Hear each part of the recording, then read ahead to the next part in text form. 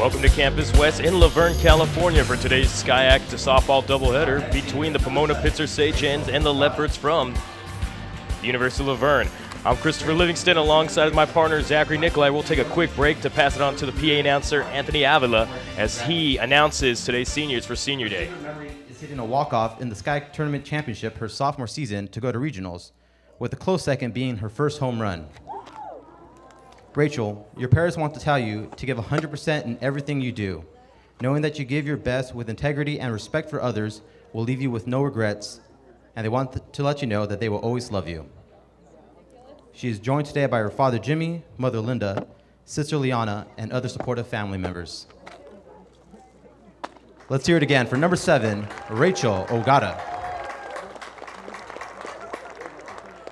Next up, number 8, Melissa Garcia. Melissa is a criminology major who plans to apply to the juvenile probation office after she graduates. One of her best memories at Laverne is receiving her first ring after winning the SCIAC championship. Melissa would like to thank everybody who has been there for her the last 4 years and for supporting her and her career. She is joined today by her parents John, Anna, Adam, siblings Marlene, Adam, and Micah, and other supportive family members. Let's hear it again for number 8, Melissa Garcia.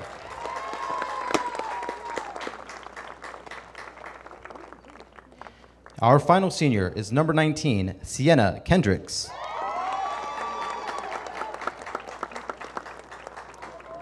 Sienna is a 2-time All-SCIAC selection and a public relations major who will work as a supervisor and trainer at Choose Fitness after she graduates. One of her favorite memories is clinching a conference title and hitting a home run on her birthday last season. Sienna, your parents want to let you know that they are extremely proud of you and have enjoyed watching you play softball. Continue to work hard and make them proud. She is joined today by her parents Eric, Melissa, Chad, and Ashley, sister Gianna, and grandparents Marvin and Joanne. Once again, number 19, Sienna Kendricks.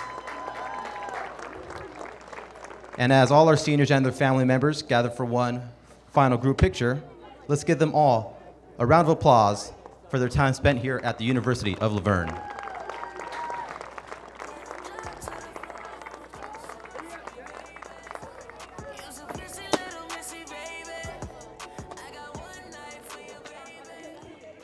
As we see the seniors taking their photo out there just inside shortstop to celebrate Senior Day for our 4 seniors, Carly Condon, Rachel Ogata, Sierra Kendricks, and Melissa Garcia. A big game for them all. A pretty storied career for all 4 of them as they prepare to take on their final day as Laverne softball players.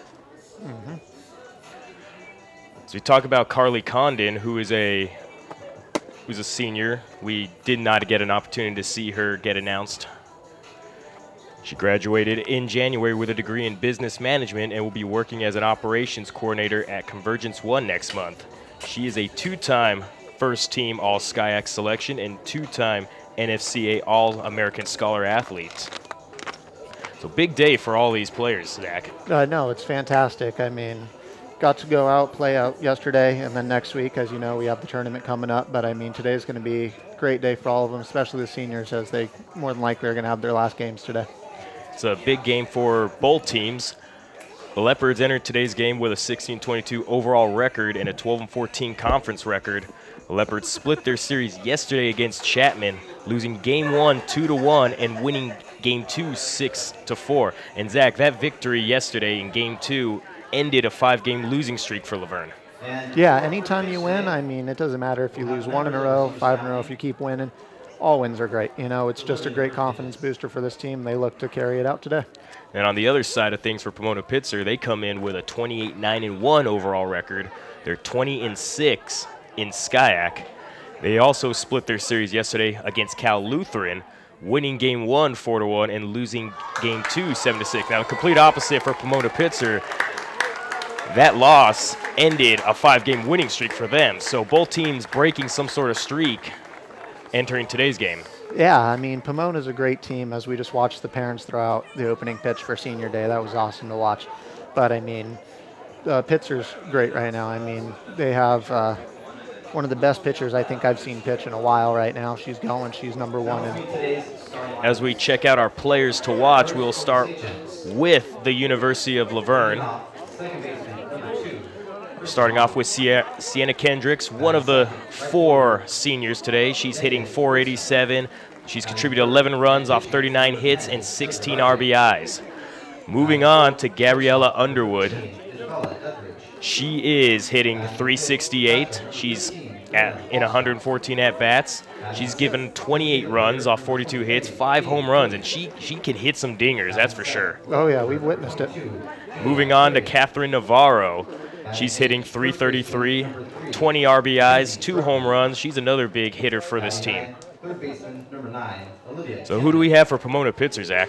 Oh, Pitzer's amazing. I mean, right now we got Megan Oatska, and she's almost hitting 500. That's unheard of. If this were professional, she'd be in the Hall of Fame. I mean, her hits are out of this world. RBI, she's racking it up. She's a great hitter. And I mean, if we look at the pitcher I was talking about earlier, Liz Rodarte, I mean, she's fantastic. She's been all SCIAC first team, you know, she's been second team all West region. Like, she's going to be lights out today. Lastly, Izzy Deathridge. I mean, this middle of the lineup that they have, it is stacked. How well they hit, how well they pitch. It's going to be fun to watch today. Number 7, senior Rachel Ogata. And Liz Rodarte will get the call as the pitcher for Pomona-Pitzer today. Gianna Rojo will be taking over as pitcher for Laverne in today's game. Now looking at the SCIAC standings, Pomona-Pitzer's sitting pretty at, as I mentioned, a 20-6 conference record. They sit in second place, while Laverne's sitting on the outside looking in 5th place. They need a number of things in order to make it to the postseason. They definitely have to win both these games today. And then they just need some magical things to happen in order for them to be able to make it into that top 4 and advance into the conference tournament. Yeah, it looks very slim to none for them right now, but I mean, that doesn't stop you. Your main objective every single time you go out there is to win. Shouldn't be any different today. So senior day, a big game for these seniors now. Zach, you're an athlete. You've had your share of senior days. You know, obviously football for you, but you know what sort of emotions go through your mind in this type of situation? Yeah, it's a lot. You know, you saw it earlier when they had the tears in their eyes as they walked up. It's just great to have your family around you. It's great to go out. You get to play the game you love, and it's just one of those things. And we have the national anthem coming up. And we'll take a quick break for the national anthem.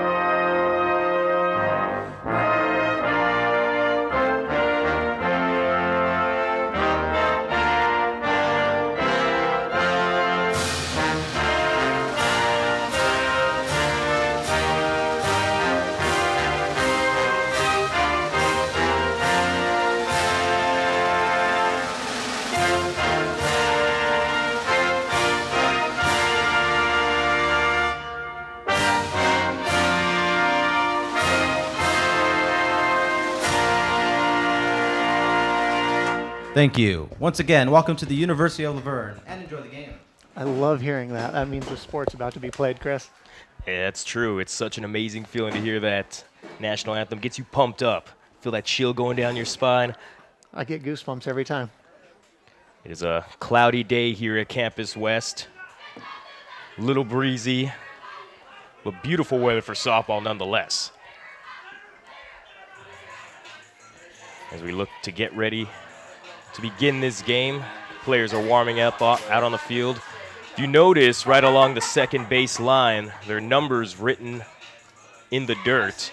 Zach and I, for a while, were trying to figure out what exactly those numbers meant. At first, I thought it was someone's phone number, a zip code. We thought it was the elevation. Thought it was a year. No, it's the numbers for the seniors. 1, 7, 8, and 19. Yeah, when I told you I thought it was a year, I realized we weren't even close to that one. Someone was writing their phone number, got caught halfway through the graffiti.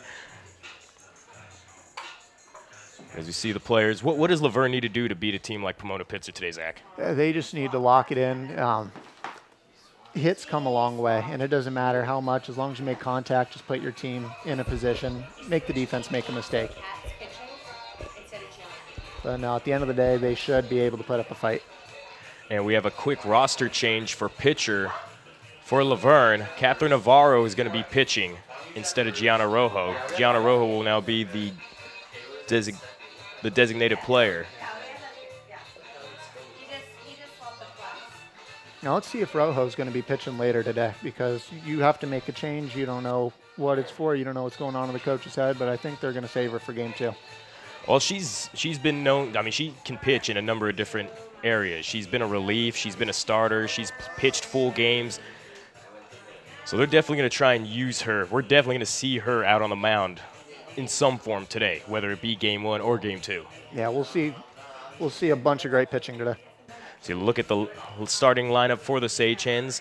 You have Kristen Hong, Megan Otska, Liz Rodarte pitching, Isabella Dethraj, Karina Falkstrom, Katie Hurley, Julia Carrion, Mackenzie Druckman, Olivia Campion, and Michelle Calcany-Blair. Their 2 through 5 right there is just going to be deadly. That's a heart of the lineup I don't want to see.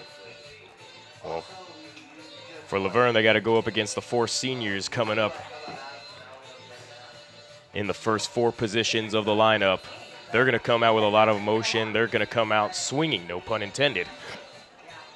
I think you did just a little bit. Was my joke a home run? It's more like a walk. I'll give it to you. Little softball humor here as we get ready for this game to begin. Are you also looking for directions home? You're going to make a right and then 3 lefts and you made it home. Thank you for that. Of course. It took me a second to catch on to exactly what you were saying. As Catherine Navarro warms up, gets her arm ready to pitch today.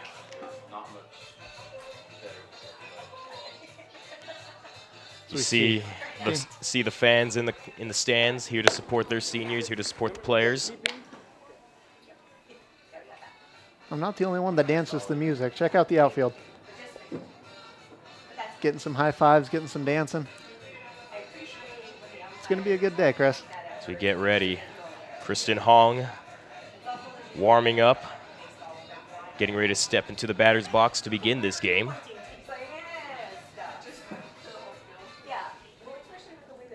As they break the huddle at the mound, and we're getting ready to begin. Leading off for the Sage Hens, number 2, Kristen Hong. As Kristen Hong will take her position in the box to begin this game.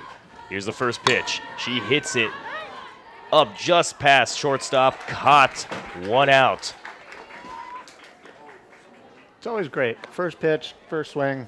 It's a great feeling to start out this way. Hit off the tip of the bat, floated up there a bit, enough for Shelby Tevis to make the grab for 1 out. Up next, Megan Otska. As Navarro pitches, outside corner, outside edge for strike.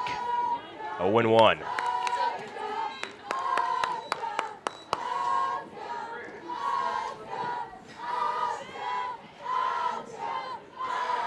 You hear the Sage Hen bullpen. Oh, hits that high. That'll be a foul. 0-2. Catherine Navarro, as a pitcher, she's had 13 appearances, 12 starts, 7 wins, 4 losses, a 4.01 ERA, and 48 strikeouts. It's not bad numbers at all, Chris. I'd take it. And here's the 0-2 pitch. Hit high, hovering around the mound. Catherine Navarro will make the grab, 2 outs.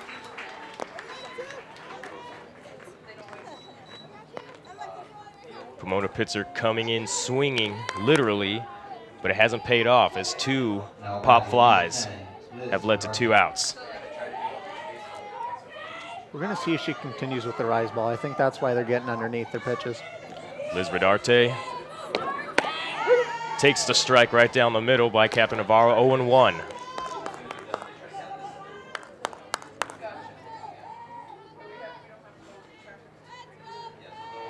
Two pitchers facing off against each other to start this game.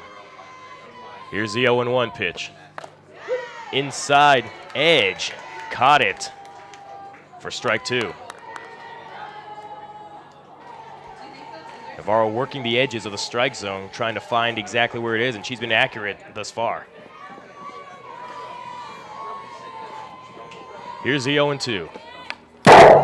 Ticked. Hit. That back railing made a loud bang there. Hit our parabolic mic. That might have been why it was so loud.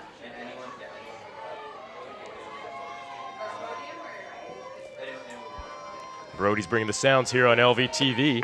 There's the pitch, a strikeout for Catherine Navarro, making a quick work, a 1-2-3 inning for Catherine Navarro, retiring the side. So what we just saw in that inning, Chris, is we found out what the strike zone was. Kept saying it was on the edge. Some of them looked a little outside, but the umpire called them strikes. So what that's telling me is that pitcher's going to be able to pitch wherever they feel like, for the most part. You know, they're going to be able to ride the edges, and it's going to be. If I'm Laverne, I'm telling my hitters, you go out there and you're swinging, because he has a wide strike zone. As we get ready for the Leopards to take charge offensively now here at the bottom of the first inning. Carly Condon will be first up to bat to begin senior day for the Leopards. Pretty cool, breezy day today. Yeah, I woke up, I felt it, I had to grab a jacket. I keep all my windows open in my apartment when I sleep. Probably not the best idea, especially in the mornings. Yeah, it's. I say I don't get sick, and then I wake up in the morning, I'm coughing, I'm sneezing, and then I go do my normal routine and say I'm okay. There's something wrong with me. As Liz Rodarte warming up on the mound. She leads SCIAC in a number of different categories. As far as pitching, she has a 2.23 ERA, leads SCIAC in that. She leads SCIAC in strikeouts with 127, and she leads SCIAC in saves with 2. She also is second in SCIAC with 15 wins, so she's got an arm. Oh, Chris, we were talking before the game. I'm blown away by her resume. You look at numbers, they back her up. You watch her pitch, it backs her up. I mean, there's nothing of Hannah Montana's playing behind us. I have nothing but respect for her. I mean, it takes a lot to be SCIAC Player of the Year. It takes a lot to be a first team All SCIAC. It takes a lot to be a second team All West region. As we look at the Leopards lineup, Carly Condon leading off, followed by Rachel Ogata, Sienna Kendricks, Melissa Garcia, Justice Borden, Catherine Navarro, Kayla Giannatasio, Shelby Tevis, Tawny Mack, and Gianna Rojo as the utility player. Leading off, Carly Condon, hitting .213 this season, 10 RBIs, 13 runs, 3 stolen bases. She gets ready to take the plate for her first at-bat and potentially her final day as a Laverne Leopard. There's the pitch, inside edge, strike 1. There it is.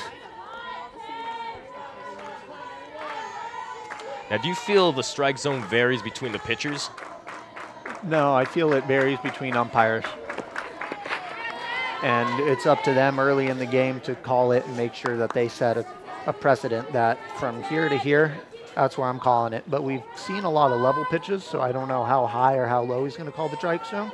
But for the most part, looks like a pretty wide one to me. As on that previous pitch, the first called ball of the game. As Condon hits that foul.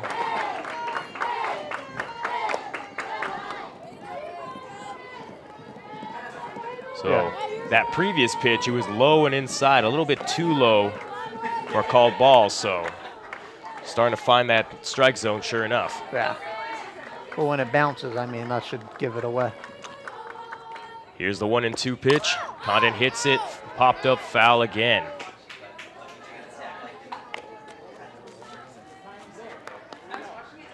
One and 2 is the count.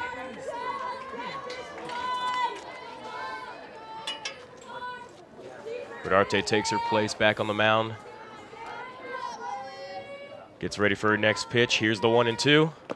Inside right down the middle. Condon hits it up high again. And this one lands right in the stands, right in front of our booth.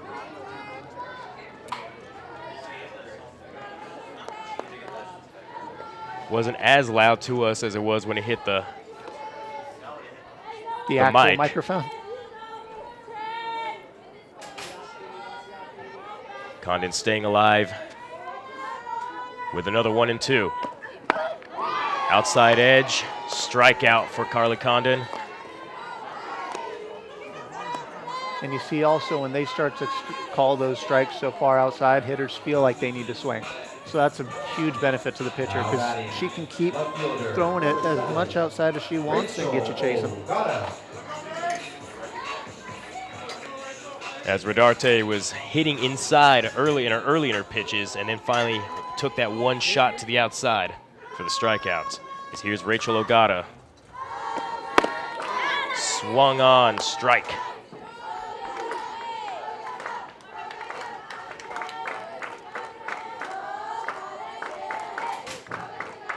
Rachel Ogata, another senior in her first at-bat for senior day. Here's the 0-1 pitch, right high up the middle for a ball. Ogata's hitting .336 with 1 home run, 13 RBIs, 1 stolen base, and contributed 22 runs this season. See if she can get another hit today. Low for ball 2.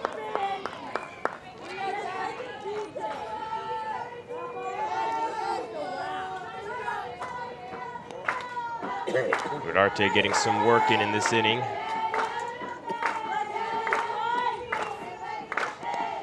Here's the 1-2 pitch.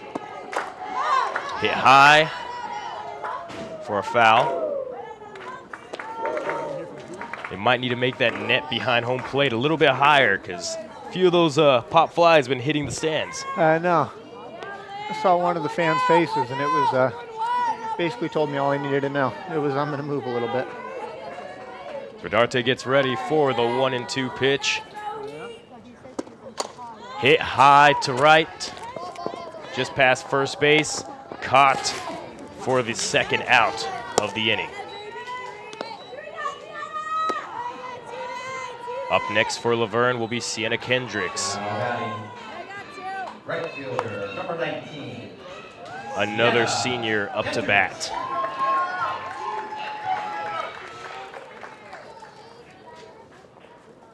Kendricks hitting .471 with 2 home runs, 16 RBIs and 12 runs. Thank you. Rodarte's pitch swung on, strike 1.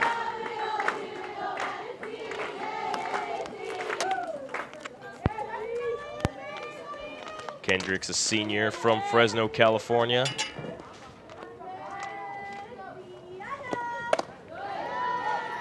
Ball 1.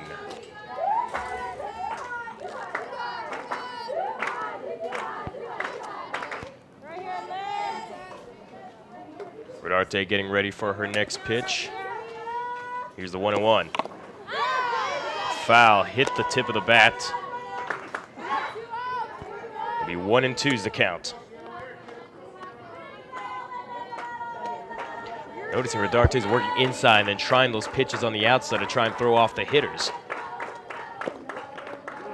I was outside but low for ball 2. She's tried this past 2 at-bats where she throws fastball, rise ball, just fast pitches, and then she tries to change it up towards the end. It's usually with a 2-strike count. Let's see if she tries it one more time. You get ready for the 2-2 pitch. Hit high by Kendricks to third base, caught for the third out, and that'll end the inning. So at the end of the first inning, we have a tie game here, 0-0. A lot of pop flies, Chris. The thing I've never understood as a softball player is that every pitch, because of the way they throw, it looks like it's coming up. So I've never understood how you're able to swing and actually make I'd strike out 10 out of 10 times.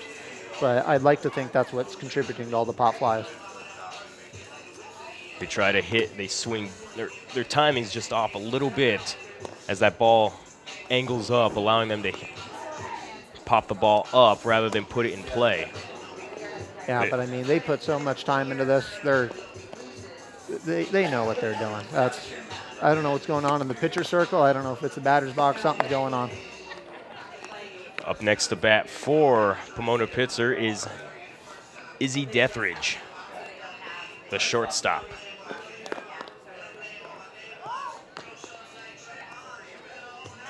As Catherine Navarro warms up to get ready for another go at it.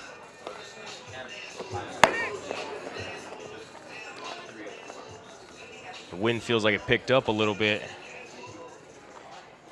Yeah, luckily we're inside the nice little confined area. They break the huddle at the mound, and we're ready to begin the top of the second inning. Leading off with stage hands, number 13, Izzy Dethridge. As Izzy Dethridge takes her place in the box, up against Catherine Navarro. Here's the pitch. Outside for ball one. Tried a little off speed today. I think we're going to see a more variety of pitches coming up. As Dethridge hits that to left field, foul.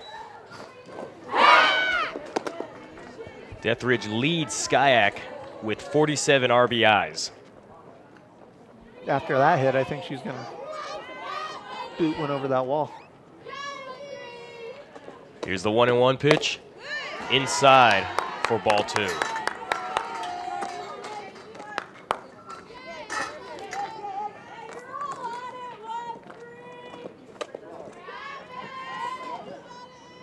2-1 is the count. Here's the pitch.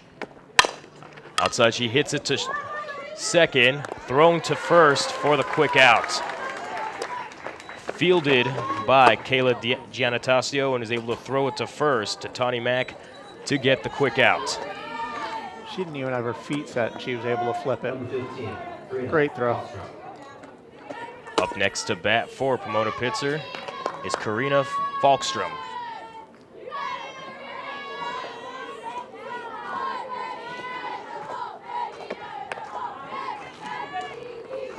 There's ball one.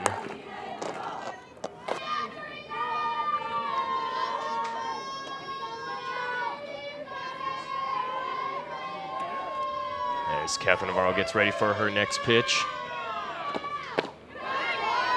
Inside low, ball two.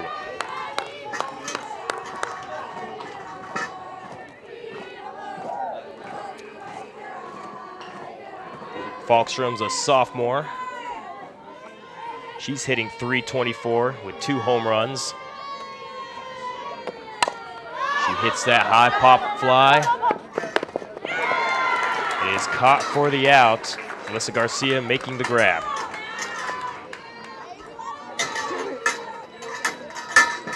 Batting next for Pomona-Pitzer will be Katie Hurley.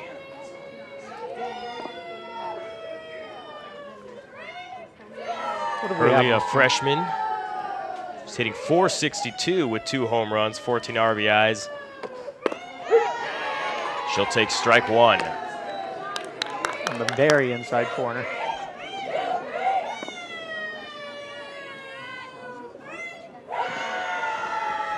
Navarro checks her wristband, gets ready for the next pitch. Inside, it's hit into left center field. Just dropped by Condon. And a base hit for Katie Hurley, the first hit of the game. She had a great jump on it, going in, great slide, but we've noticed earlier on all the pop flies that they just weren't really underneath it. I don't know if you noticed it as well, but the catcher caught that pop fly. She had to take a step back at the last second. I think she just misread that ball. Perhaps that wind that we've been mentioning could be a factor, as Julia Carrion takes her place in the box. Strike one, hits the outside edge.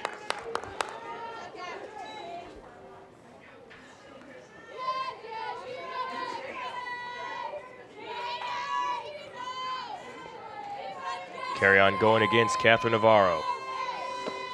It's the outside edge for ball one.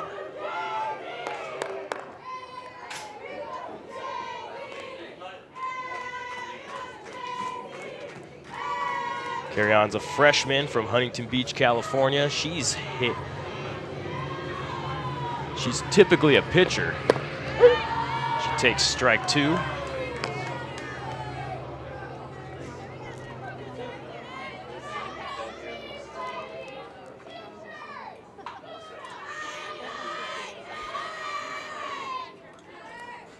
As Catherine Navarro gets ready for her next pitch, here's the 1-2. Inside. Foul. As I mentioned, Julia Carrion's usually a pitcher, but as a hitter, she's hitting .232. She's walked 8 times. She struck out 7. She's hit 2 home runs. The ladies on this Pomona-Pitzer team, they can hit it. Oh yeah, they all seem like they have power. Here's the 1-2. Swung, strikeout. And Catherine Navarro end that inning. Retire the side. It's the places where you pick and choose, Chris. You throw so many fastballs, you throw so many just high-speed pitches, and then you turn it up with change-up or something that just any type of speed change throws you off. Smart pitching. My problem when I'm at bat is I always try to swing for the fences, so I strike out quite a bit.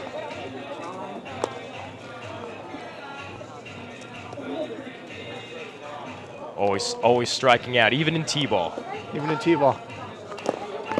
Don't ask me how that's possible, but it's happened. Something tells me you ran to third base instead of first.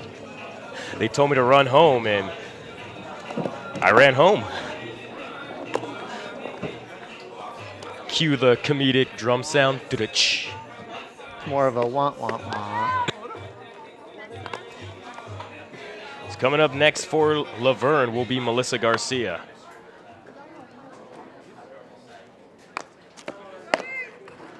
You know, I looked at Pitzer's past couple games, and 2 of the last 3, they actually won by mercy rule. They ended them in like the 5th inning, 6th inning, and I thought that's what we were going to see today, but thankfully it seems we're going to have a very competitive game today.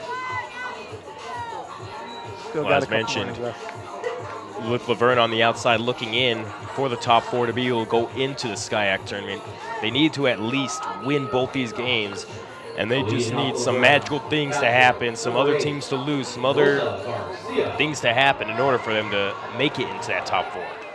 Even if they don't, it's great to play spoiler. So Liz Rodarte going up against Melissa Garcia.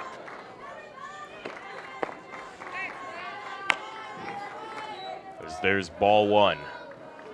Garcia on the season hitting .284 with 3 home runs, 19 RBIs, contributing 5 runs. Senior out of Norwalk, California. Outside edge, strike 1.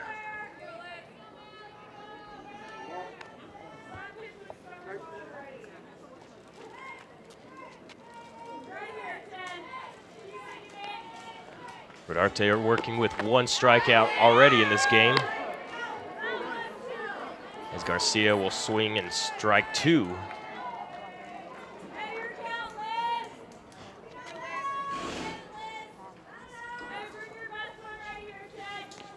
Rodarte gets ready for the 1-2 pitch. High for ball 2.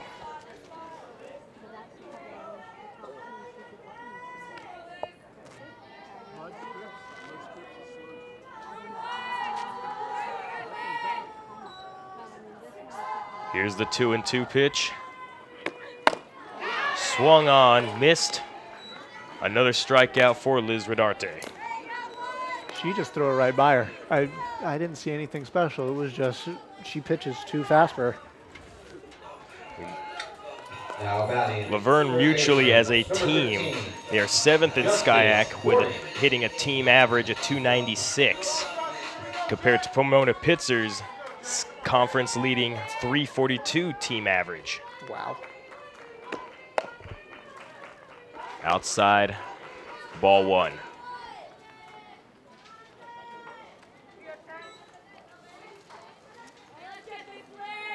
Laverne has 17 total home runs a season.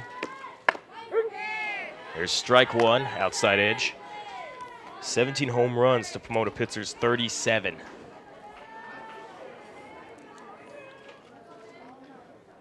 And yes, that leads the conference as well.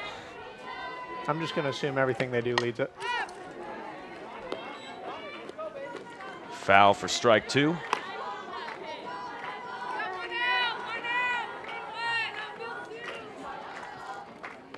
Justice Borden at bat.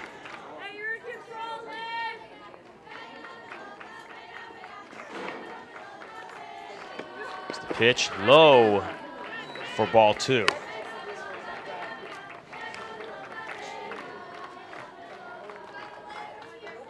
Justice Borden, a junior from Victorville. She's hitting .298 with 13 RBIs, 9 runs and 2 stolen bases.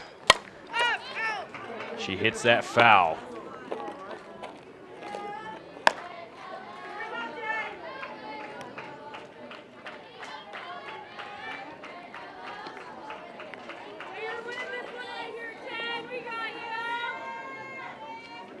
Rodarte gets ready for her next pitch. Here's the 2-2. Hit high, foul.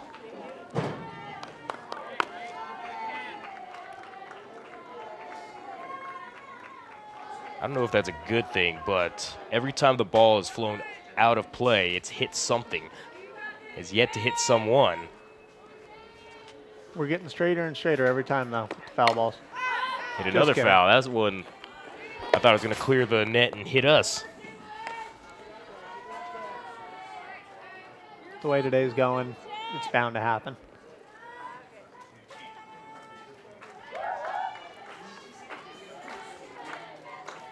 Rodarte gets ready for her next pitch. Another 2-2 pitch. Right down the middle, hit high into left, foul.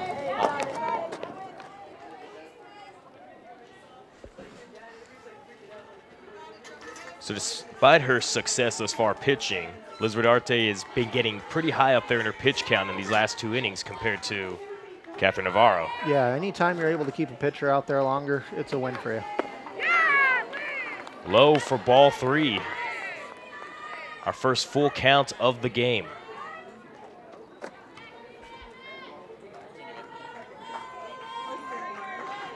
Justice Borden battling hard in this at-bat. We used to give kids an ice cream at the park where I used to coach. We used to give them a small ice cream. There's a pitch right down the middle, hit foul. You've had to have hit double digits in pitch count right now, right? Just off this at-bat alone? Oh, most definitely. That's about 5 or 6 pitches alone in this at-bat with the full count. 10 pitches for Rodarte at this at-bat as she walks Justice Borden. And the Leopards have a runner on base.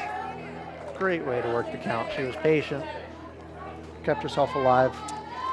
Now batting, pitcher number 21, Catherine Navarro. As Catherine Navarro will come up to the plate.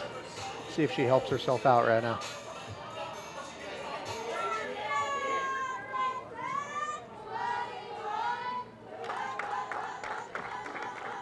Pitcher versus pitcher.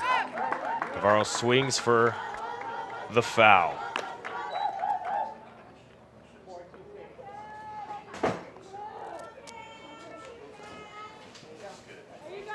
Now, despite her conference leading 127 strikeouts. She has walked 30 batters this season. It's a pretty good ratio. That's a great ratio. Hit another foul.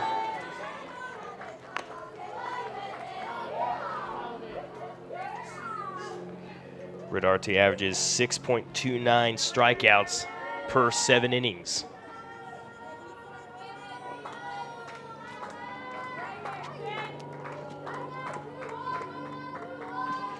Believe it or not, this is not her best season pitching. As she throws that to the outside for ball 1. But this isn't what was.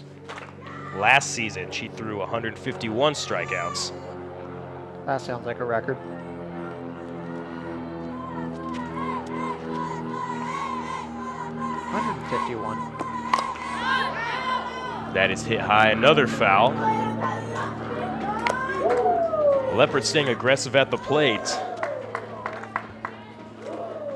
Keeping the counts alive.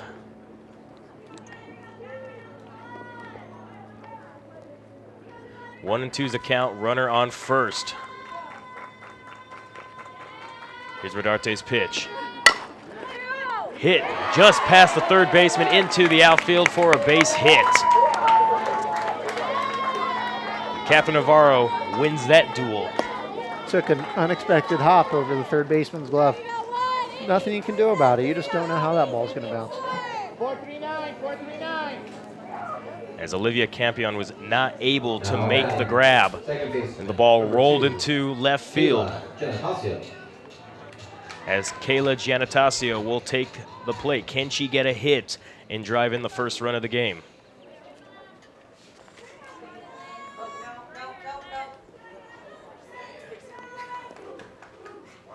Here's the first pitch. Ball 1.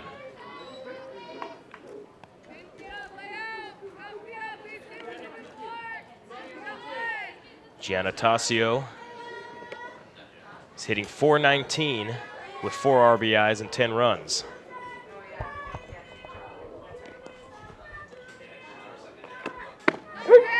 There's strike 1.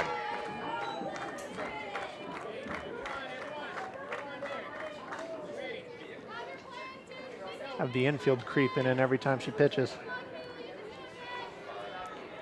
Giannatasio, a junior from Corona, California. It's ready for the 1-1. She hits that high into center field, drops just before the Laverne logo, but thrown out at third is Justice Borden. Such a difficult position. Ball was in the air. You didn't know if it was going to be caught. If it is, you got to stay at second. You know, if it wasn't like it just was, you don't know what you got to do. The ball hung up there and kind of just dropped immediately right there in front of the Laverne logo, which threw off Justice Borden, who wasn't sure she should continue to third.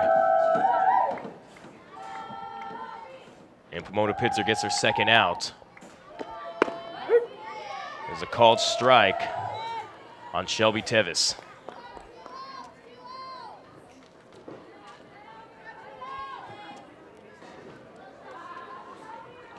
Oh and 1 is the count. Here's the pitch. Inside swung, strike 2. It's that rise ball again. Tevis is hitting .206, 1 home run, 14 RBIs, 14 runs, 4 stolen bases.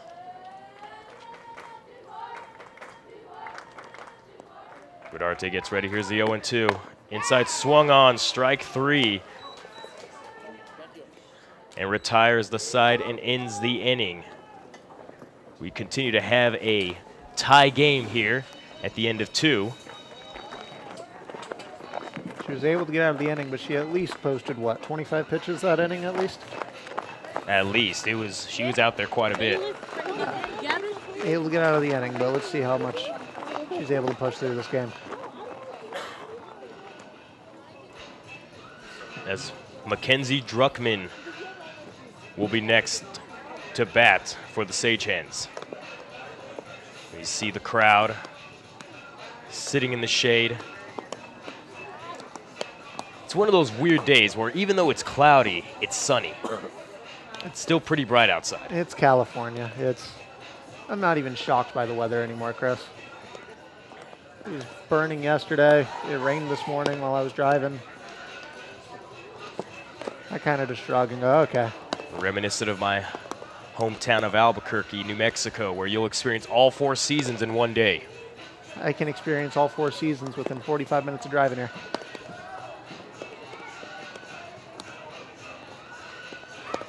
Go to the beach, the mountains.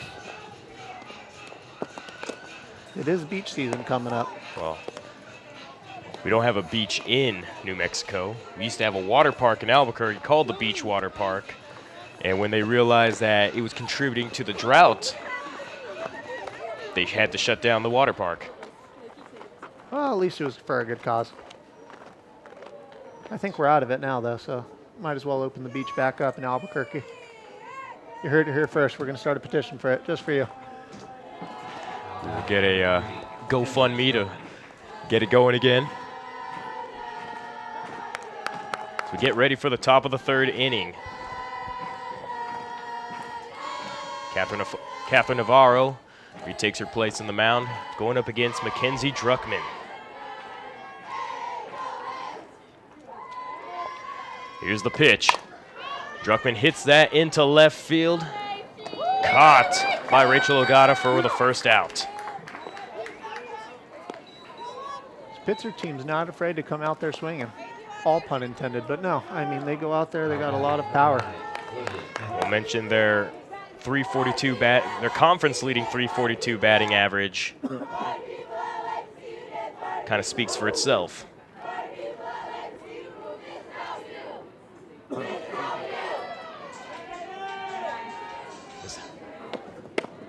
Here's the pitch. Ball 1.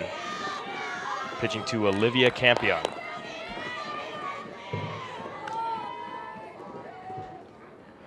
Now, believe it or not, Pomona-Pitzer also has the least amount of strikeouts.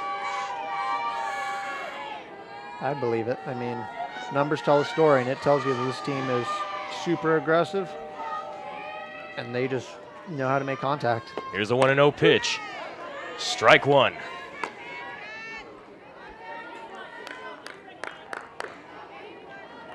Campion this season is hitting .313, 4 home runs, 30 RBIs, 20 runs.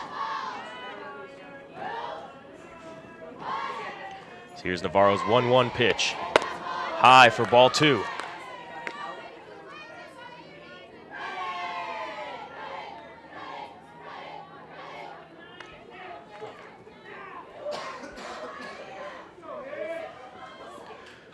Two balls, 1 strike, 1 out here in the top of the 3rd inning. Here's the pitch. Low outside for ball 3.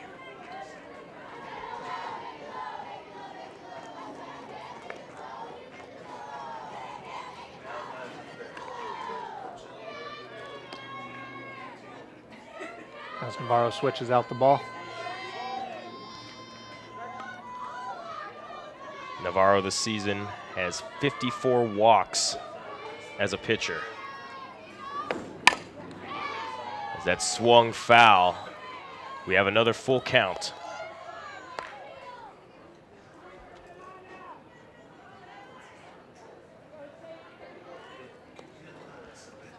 Three balls, 2 strikes, 1 out, no one on base.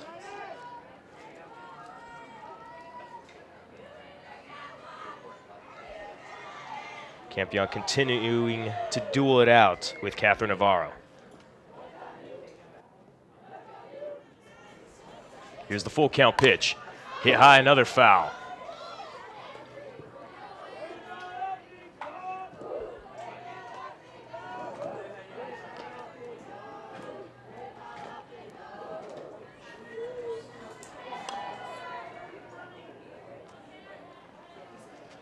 Full.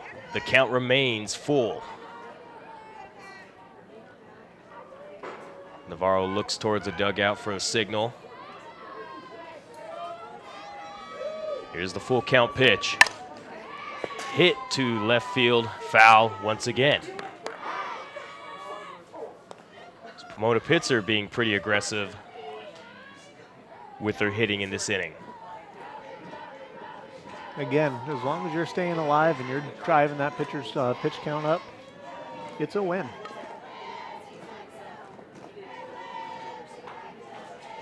Campion has struck out only 3 times this season. She's walked 7. She hits that into left field. Ogata will field it, and a base hit for Pomona-Pitzer.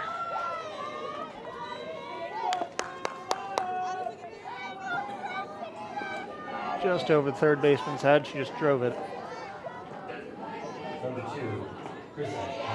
The return to the top of the lineup for Pomona-Pitzer, Kristen Hong. Once again returns to the batter's box. She is 0 for 1 on the day.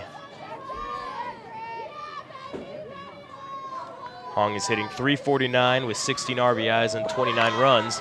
She bunts that, fielded a sacrifice bunt, advancing Campion to second for the second out of the inning.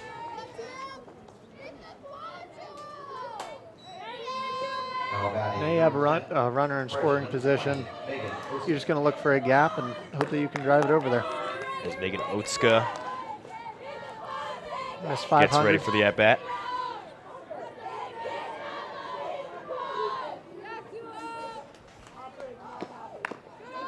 Outside, ball 1. Otska's hitting .469 with 5 home runs, 23 RBIs. Kind of makes sense as to why they did the sacrifice bunt at the previous at-bat. Oh, yeah.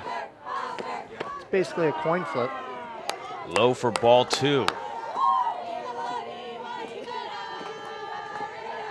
2 balls, no strikes, 2 outs, a runner in scoring position on second for the Sage Hens.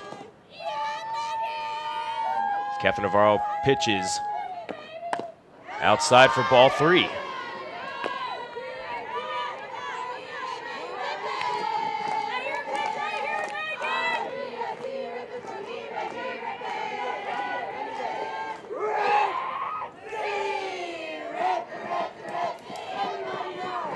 Three knows the count. Inside, called walk. And now Pomona-Pitzer has 2 runners on base. Now batting number 10, Liz Rodarte. With Liz Rodarte, the pitcher, to take her second at-bat of the game. When you're able to dictate how a pitcher pitches to you, that's why your batting average is almost 500. Outside edge, first strike 1. Rodarte's 0-1 for the day.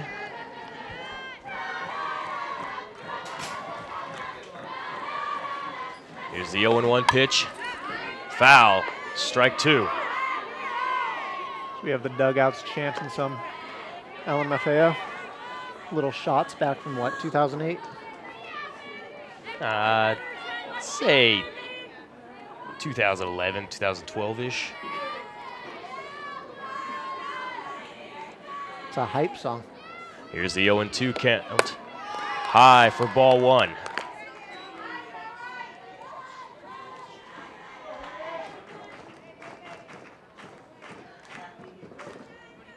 Catherine Navarro has struck out 2 while walking 1, allowing 2 hits after facing 11 batters. That's hit high for a foul.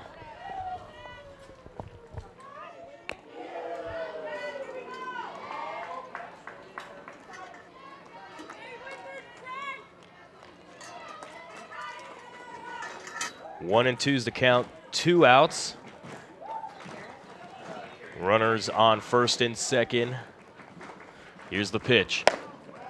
Outside for ball 2. As the great Vince Scully would say, deuces are wild. 2 balls, 2 strikes, 2 outs, 2 runners on base. Here in the top of the 3rd inning. Here's the pitch. Outside, ball 3. Navarro started off strong with this at-bat, getting 2 strikes immediately. Since then, has thrown 3 straight balls.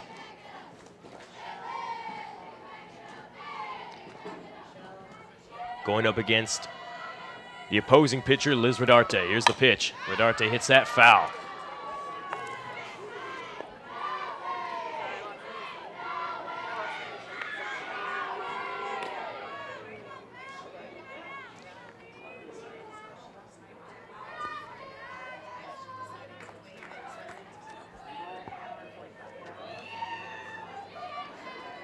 Another full count with 2 runners on base, 2 outs.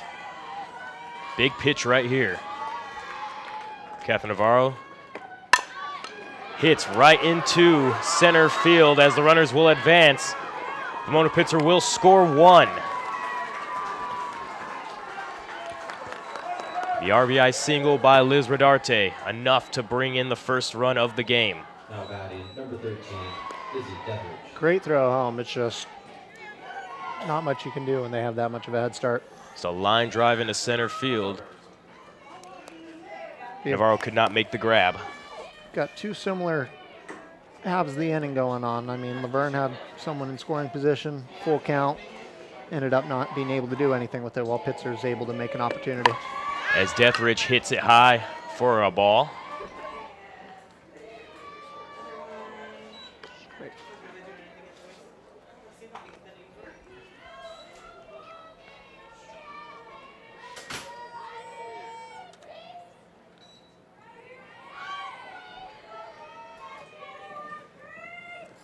Here's the pitch, high for a ball. High, a little outside.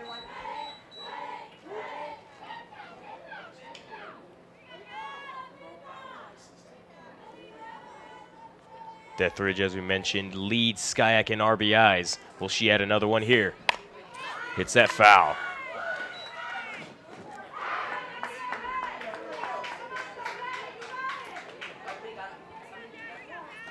Deathridge is 0 for 1 in this game thus far.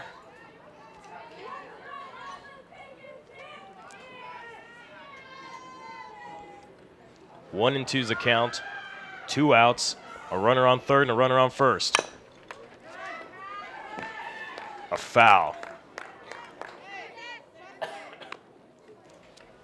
Deathridge keeping the count alive.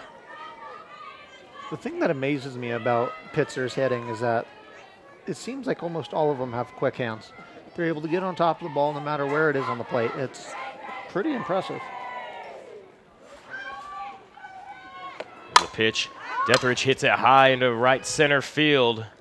Caught for the 3rd out. Great grab by Sienna Kendricks to retire the side. Despite giving up 1 run, Pomona-Pitzer leads this as we enter the bottom of the 3rd inning. And Tawny Mack will be up to bat next for Laverne. Drove that ball deep. I got a little excited. Thought it was going to be a dinger. Thought it was going out of here. I thought the wind was going to help it over, maybe.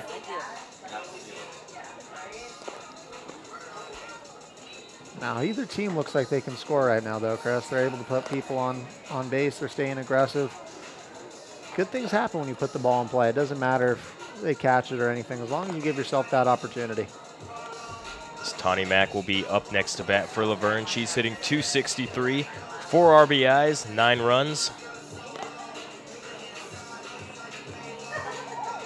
She'll be going up against Liz Rodarte, who struck out 3, walked 1, and allowed 2 hits while facing 8 batters.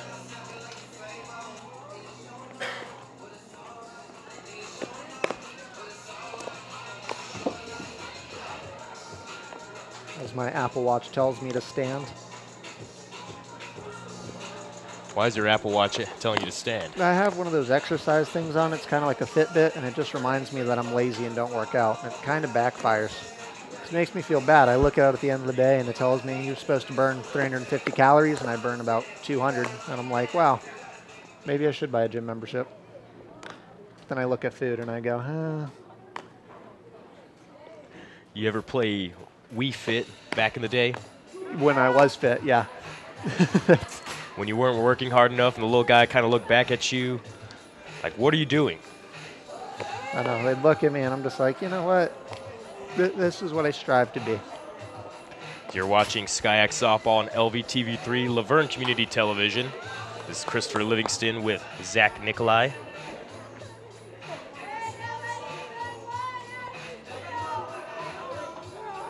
Leading off for Laverne. First baseman, number 14. Our calling of this game is great, but our banter is even better. Yes. That's let's see, we're going to be starting the bottom of the third. With Tawny Mack taking her place at the plate. And here we go.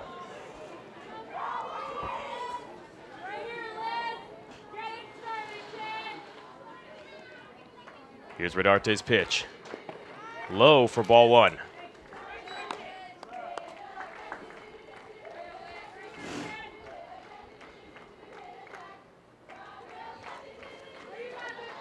1-0 is the count. Here's Redarte's pitch. Swung, strike one.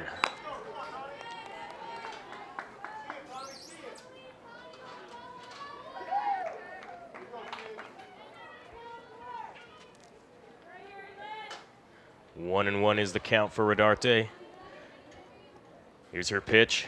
Swung on strike two.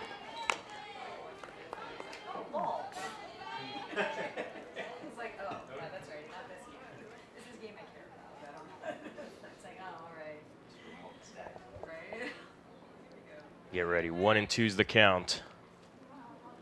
Here's the pitch.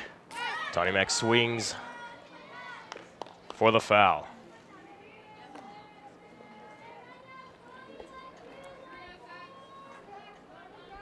What's interesting about softball pitches is how subtly the ball moves. It's not as obvious as with a baseball. Yeah, and it's weird because people who first get introduced, they think it'd be easier because the ball's bigger. Here's the pitch. Swung on, strike three. Great off-speed pitch. Another strikeout for Liz Redarte. Number 4 on the day.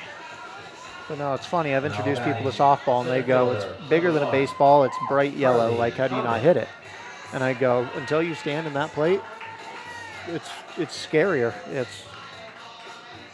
It's closer. It's a bigger ball. Everything's just, it frightens me sometimes. Redarte with 4 strikeouts on the game to add to her conference leading total. That puts her now at 131 as she throws another strike. To Carly Condon, who's taking her second at bat.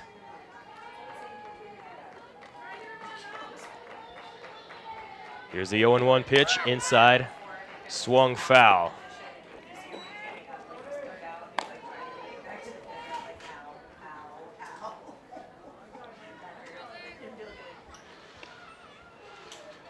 Oh, and 2's the count.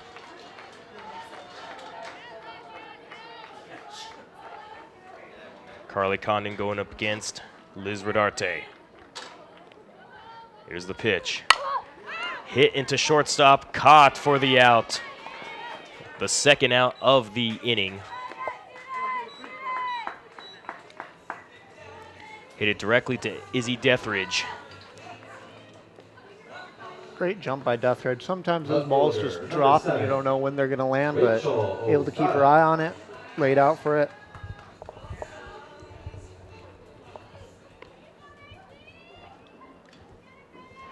As Rachel Ogata gets ready for her second at bat.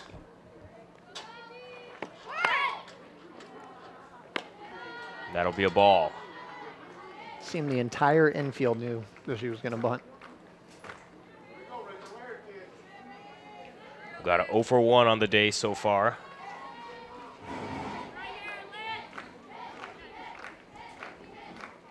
Here's the 1-0 pitch. Hit high, hovering over the mound. But Deathridge will make the grab for the third out to retire the side and end the inning.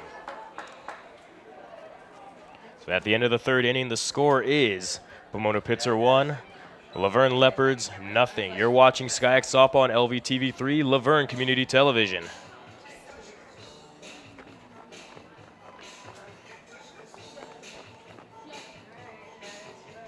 Despite the score, it really hasn't been completely one-sided. Pomona-Pitzer's had some good hits, and really, Laverne could have scored one run earlier off of that weird ball that flew into outfield that threw off Justice Borden. Yeah, no, it's every time it seems to be the same type of inning for each team. It's just Pitzer was able to capitalize on one of the innings. But I mean, quick first inning, you know, second inning, kind of kept themselves alive. Third inning, battling every single pitch. You know, they seem to just be answering each other, and it's really fun to watch competition like this. Looks like the cloud cover is starting to dissipate over us. A little more sunlight. With the amount of pop flies, watch how this is going to impact their ability to locate it as quick. Currently 66 degrees here in Laverne. Not bad for a late April morning, early afternoon. Nope. But that saying always lied to me. I have yet to see April showers.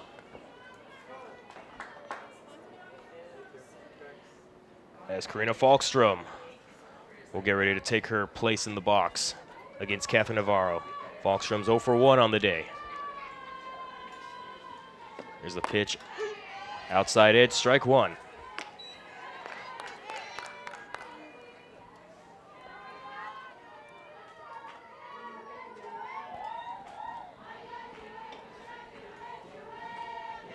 Navarro struck out 2 batters in this game thus far. Inside foul.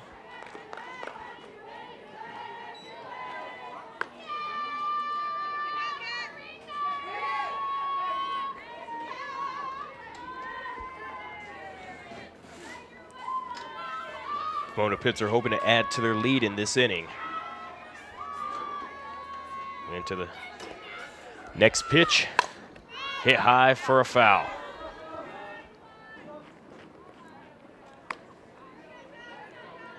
Oh, and 2's the count.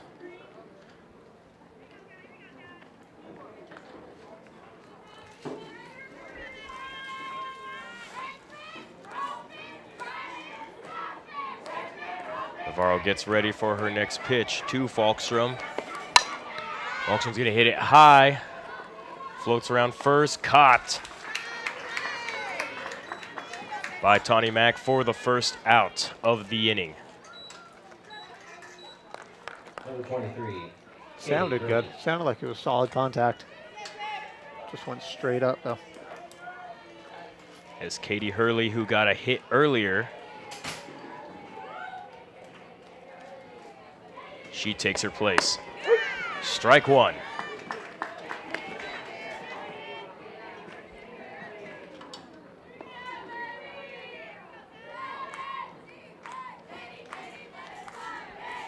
Oh and 1 is the count. No runners on. 1 out. Outside edge, strike 2.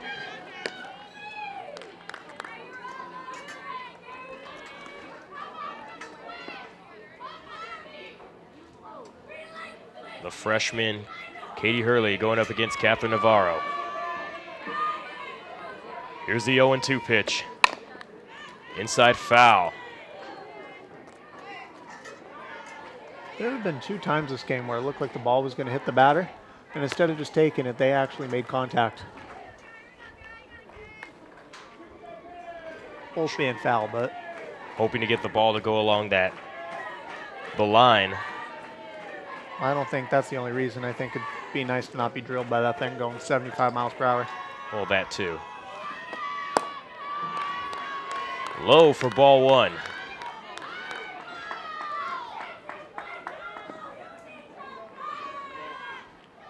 One and 2 is the count, 1 out. No runners on for Pomona-Pitzer.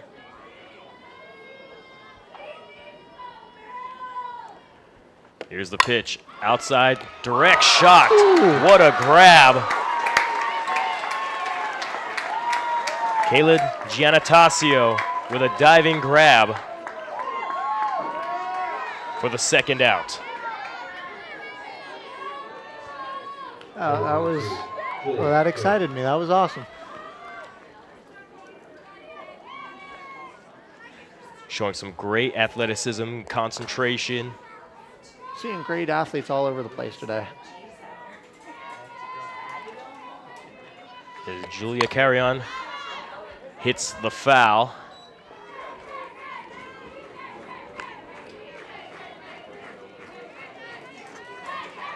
Carrion's 0 for 1 on the day.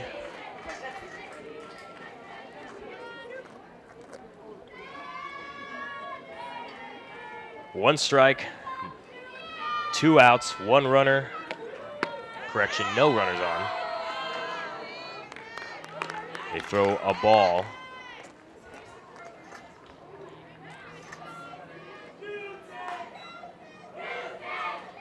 One and one's the count.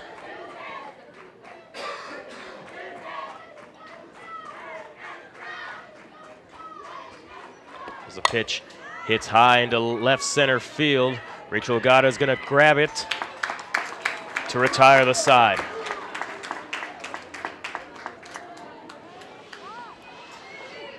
You're watching SkyX Softball on LVTV3, Laverne Community Television. Christopher Livingston here along with Zachary Nikolai. Clouds came back. It's going to help out the outfield a little more. Wind is picking up once again as well.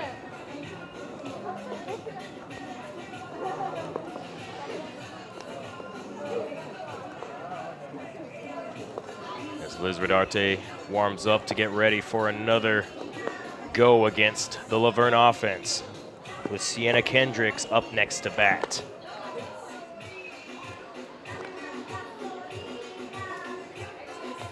Kendricks is 0 for 1 on the day. Rodarte with 4 strikeouts and 1 walk, allowing 2 hits over the first 3 innings. You know, I've seen Pitzer's pitching coach be out there before Liz at all. She's out there waiting for her, and I want to know what the pep talk's like. In my head, I'm kind of thinking like Rocky, where it's like Apollo's trainer, where she's just like, you're the best. You are the best. You're going to do this. I don't know what you tell her. I mean, she does a great job pitching throughout this game. She's done a great job this season. I mean, just go out there and kind of tell her, hey, keep doing what you're doing. You'll be okay, or what? When you said pep talk from Rocky, I was originally thinking it would be something that Mickey, the manager, would say. Going out there saying you're a bum? Yep. I don't think that one would be helpful right now. Right fielder, number 19, Sienna. You're a bum. That's what when you said pep talk, I was like, oh, I don't know if that's that's the direction they're trying to go. Oh, no, we're going Apollo right now. Sienna Kendricks gets ready, takes her place at the plate. Here's the pitch, high and a floater, and that's going to hit Sienna Kendricks in the back. She seems excited to get on base.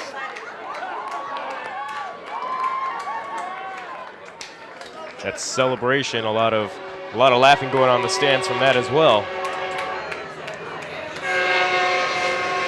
The train's even getting in on it. Number 8, Melissa Garcia. So now a runner on first for Laverne, and Melissa Garcia up to hit. Garcia is also 0 for 1 on the day.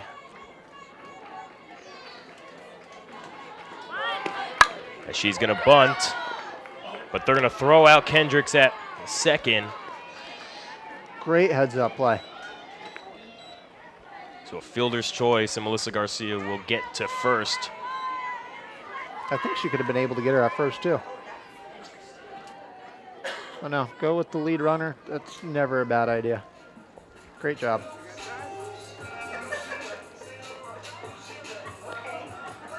Coach, interim head coach Henry Morenchill talks to the umpire.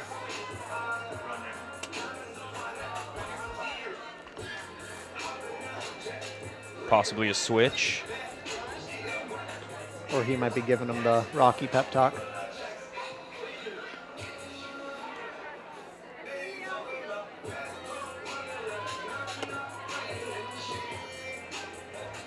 they're going to use. Pinch running for the Leopards. Number 6, Hunter Lott. They're going to use a pinch runner.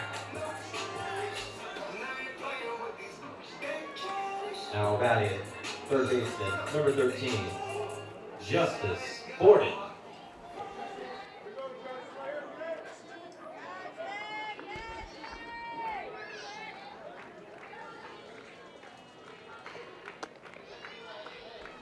Tony Lozano will be the pinch runner, as Justice Borden will hit that directly to third for the second out. Hit that directly into the glove of Olivia Campion. I tell people all the time, third base is the most dangerous position in softball. You're the closest to the ball. There's a lot of right-handers who just pull the ball to you. I don't have that quick reflexes like she just had. I do not envy anyone that plays third base. No, but she did a hell of a job right there. Definitely needs some great eyesight, definitely some great hand-eye coordination. I have neither. As there's the foul, hit by Catherine Navarro.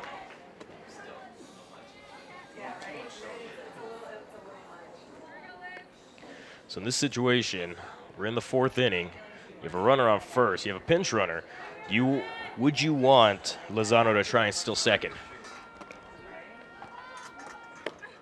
It depends how much faith you have in your hitter. I mean, if you believe that she's able to get something going, no, because you don't want to risk it. But, you know, it just depends on coaching style. Sometimes you're aggressive, sometimes you're conservative, and other times it's just to feel it. 1-1 is the count. Outside ball 2.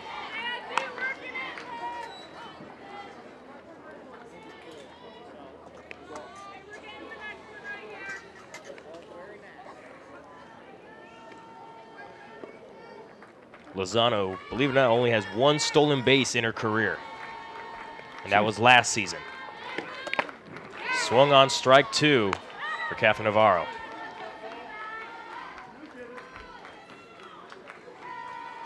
Now, if they get to a full count, maybe they'll have her steal, but right now, you just focus on hitting. 2-2 is the count, 2 outs, 1 runner on first.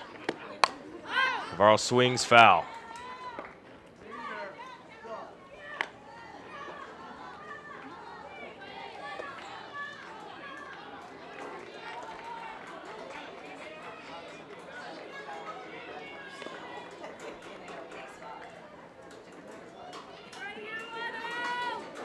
Navarro up against Rodarte. Here's the pitch. Navarro hits that hard, but another foul. Doing everything in her power to help herself out.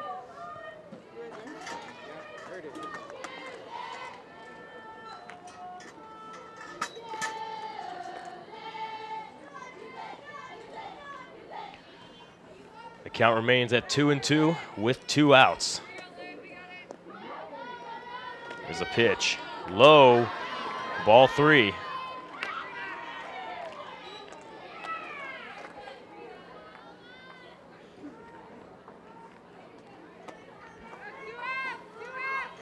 Good job by the catcher, Falkstrom, to keep the ball and hold Lozano at first. Oh, they were doing the drills pregame. Full count. Navarro hits that hard in the left, but a foul. Going right towards Joe.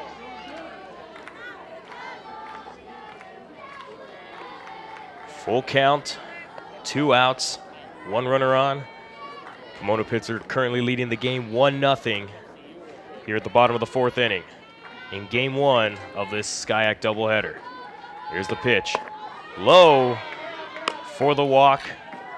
And now you have 2 runners on for Laverne.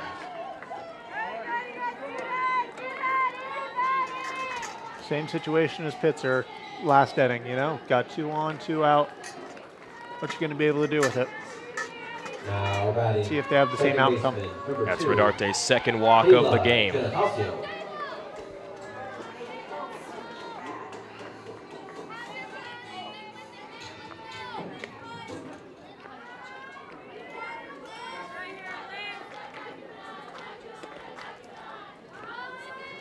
Here's Rodarte's next pitch. High for ball 1. Pitching to Kayla Giannatasio, who got a base hit at her last at-bat. She's 1 for 1 on the day. Here's the pitch. Right down the middle for strike 1.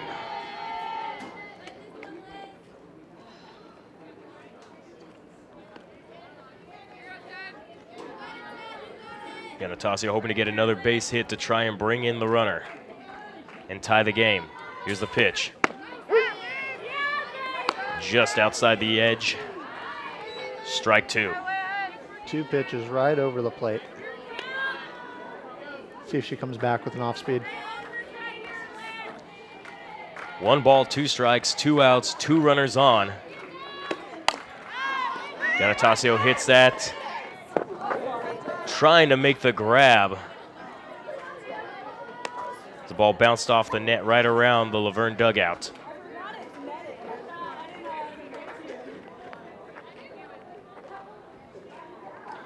Campion tried to make the grab to try and end the inning. Whenever you have runners in scoring position, you want to get yourself out of there. Once again, here's the 1-2 pitch. Swung, missed. Foul. As we have a parent in the stand, try to dodge the pitch. Despite the safety net, don't let it fool you. That ball will make you flinch.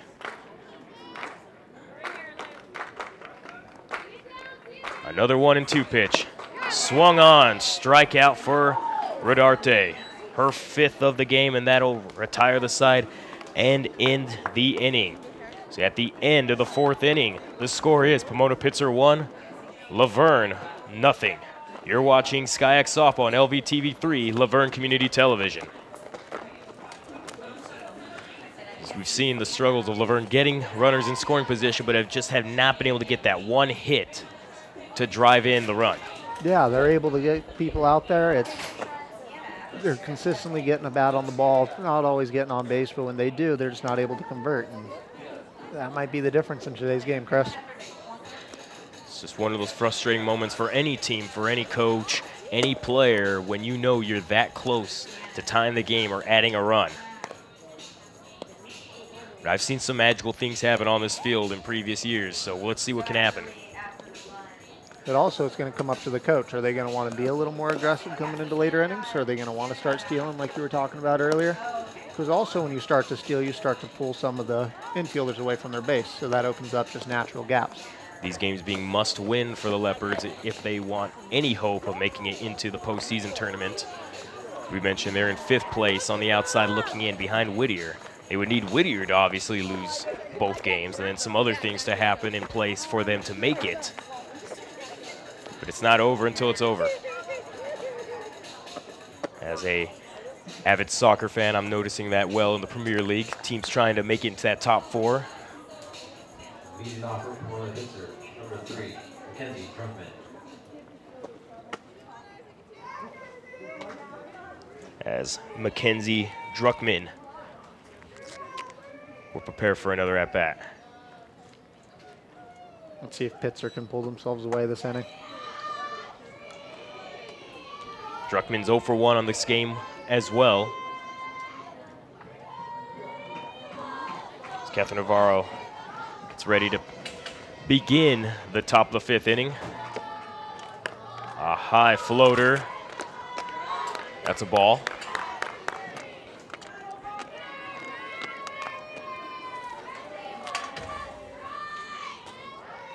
One and 0 is the count. Here's Navarro's pitch inside. Hit our microphone once again. Solid contact, though.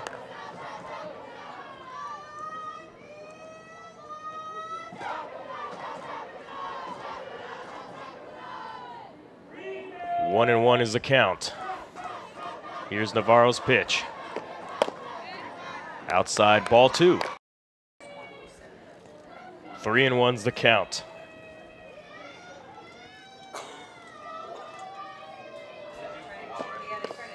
Outside, and there's the walk. Druckmann will advance to first base. She seems to be just a little tired. You know, from the first pitch that came out, I don't know if she released it wrong or what, but there just seems to be something a little off right now with Navarro.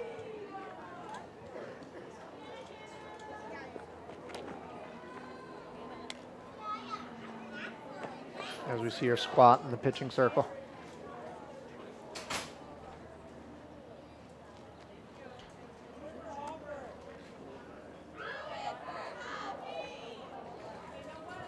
Teammates Pitch running for St. Anne's, number 24. Shelby Tevis speaks to her, trying to boost her confidence. I've always been curious about the conversations that happen between teammates and the pitcher, or the managers and the pitcher. I've heard it could be a number of different things. You know, something not even related to the game, just to take their mind off of what's going on. Yeah, sometimes they're fun, sometimes they're serious, and other times you're just like, whoa. As Campion swings hard on that one, that'll be a foul. No, I'm sure they're just lifting her up right now.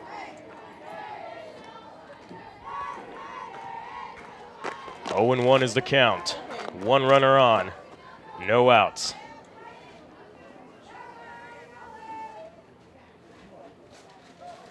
There's the pitch, swung on, foul.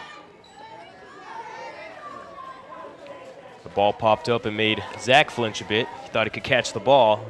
Little did he know there's a net. It's like a 3D movie. I forgot.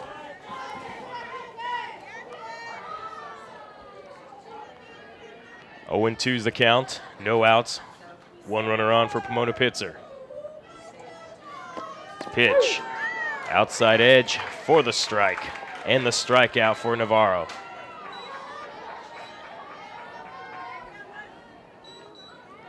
So Campion, who got the 1 RBI of the game at her last at-bat, strikes out this time, giving Captain Navarro her 3rd strikeout of the game. Laverne's looking in good position right now. You strike out one batter, you have a double play opportunity right now. As there's the bunt, fielded, thrown out at first. Great job by Justice Borden grabbing that ball immediately after the bunt from Kristen Hong, and able to throw her out for the 2nd out. This is what started the last run. Sacrifice Bennett, get someone on second, get to first, and then they were able to put in a run. As Otska takes her place in the box. Otska 2nd in SCIAC in batting average. She hits that high into left field. Rachel Ogata waits for it, catches it to retire the side. So Verne fortunate to get out of that situation with a runner in scoring position against 2 very good hitters. That's got to be a confidence booster for Captain Navarro. Oh, yeah. I mean, she started off a little shaky. I was worried, but whatever her teammate said to her, it obviously worked. She was able to just put 2 out, 3 out in a row. If you're watching SCIAC Softball on LVTV3, Laverne Community Television, Christopher Livingston here with Zachary Nikolai, here to keep you entertained throughout the next inning and a half, 2 innings, maybe more if this game goes longer. The way it's looking, someone's going to put the other one away. I don't think it's going to go extra. As we see the pep talk, as I'm wondering what she asked her. I really think it's what Apollo says. I really don't know anymore.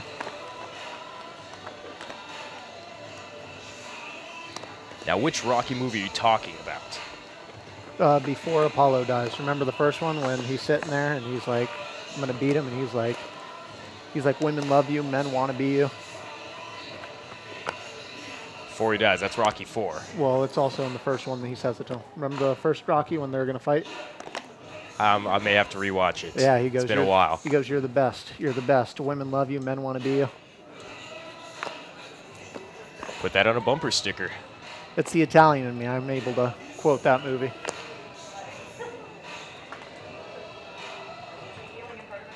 Liz Rodarte gets ready, warms up for another go at it. Look for them to keep their bats alive right now. doing a really good job just putting the ball in play.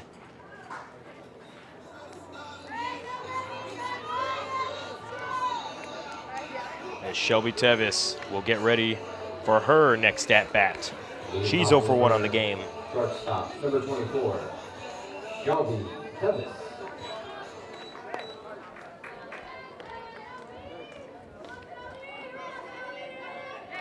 Rodarte gets ready to go up against Tevis. Here we go. Tevis hits that up. Foul.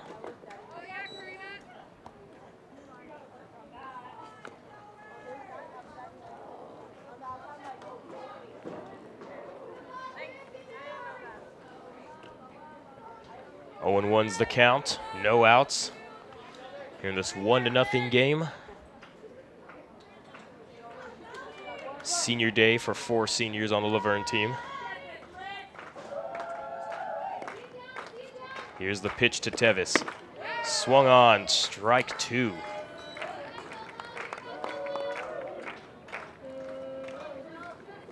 As the seniors more than likely get to play their last 2 games today, Chris. Pulling an end to probably some of the best years of their life. They enjoyed a lot of this. Pitch. Tevis hits that hard to left for the foul. That would have been over the baseball wall. 0-2's the count, no outs.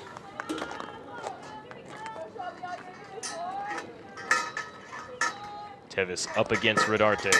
Here's the pitch. Low for ball 1.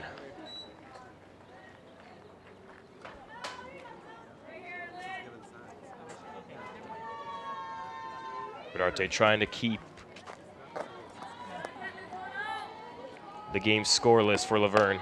She throws a high ball 2.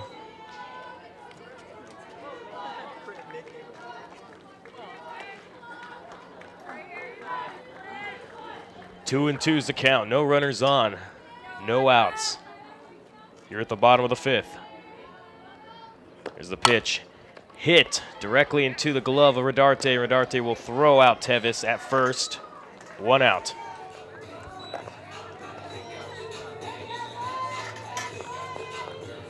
It looked like Tevis swung hard, but that ball just kind of went really slow up to the mound. Yeah, it's all about location. She barely got the tip of the barrel, and you know, you get a little sting in your hand after you swing at one like those, but she ran hard after. As Tawny Mack will get ready for her second at-bat of the game. Swung on, strike 1.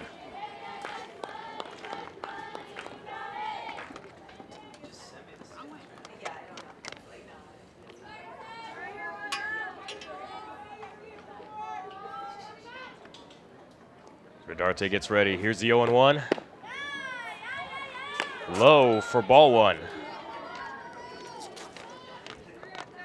1 ball, 1 strike, 1 out in this 1-0 ball game. Here's Rodarte's pitch. Inside for strike 2.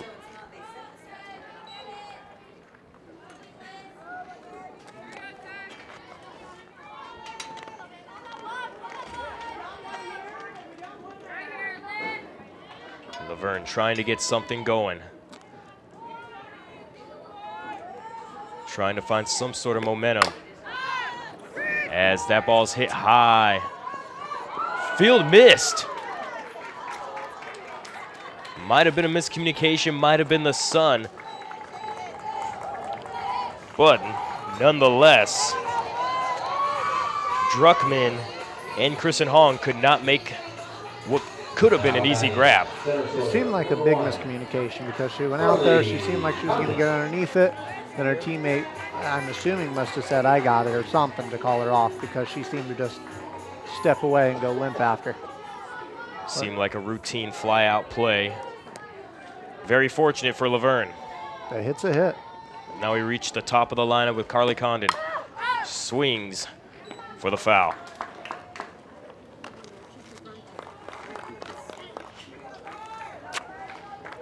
It's interesting because in these situations, both times for Pitzer, they lay down a sacrifice bunt, get their player over to second. Right now, Laverne's swinging. I don't know if that's more confidence, more faith, or what, but.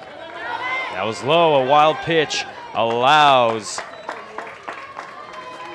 Mack to advance to second. Now things looking up for Laverne. Another runner in scoring position. Can they bring her home? Carly Condon here in game 1 of senior day, potentially her final games. And she hits that high into right center field. It's caught. Holding Tawny Mack at second.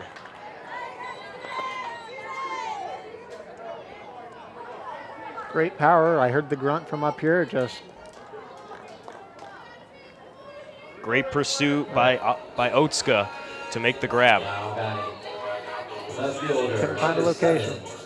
Rachel Ogata. Rachel Ogata up to bat. High for ball 1.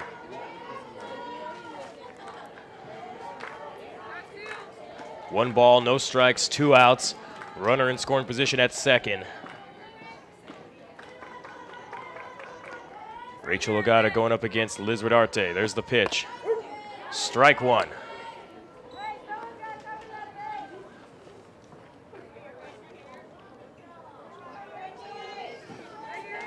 As you can see, Pitzer doesn't even care about the runner in scoring position right now. They want to get the person at the plate.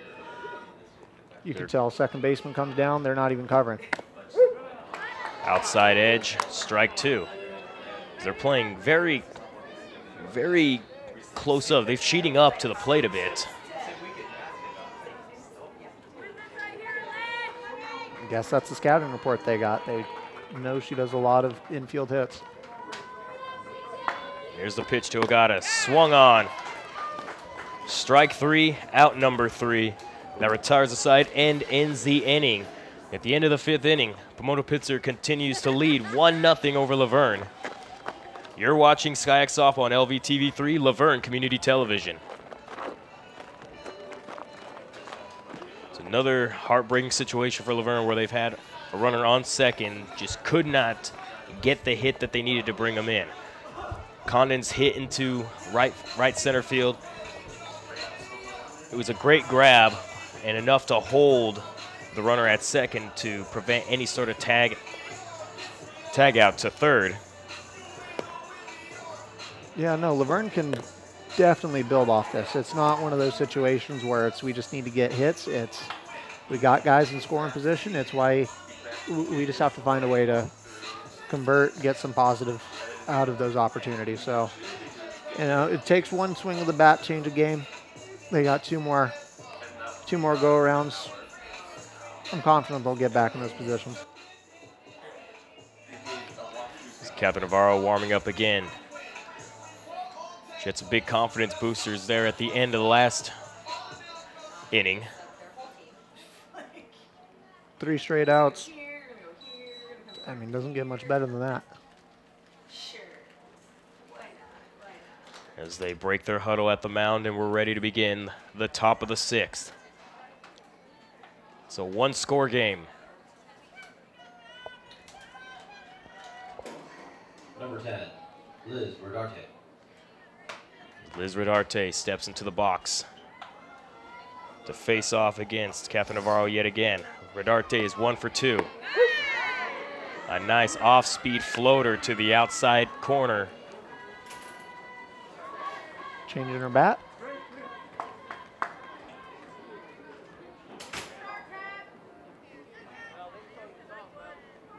Brought out Stormbreaker. Easy, Thorm.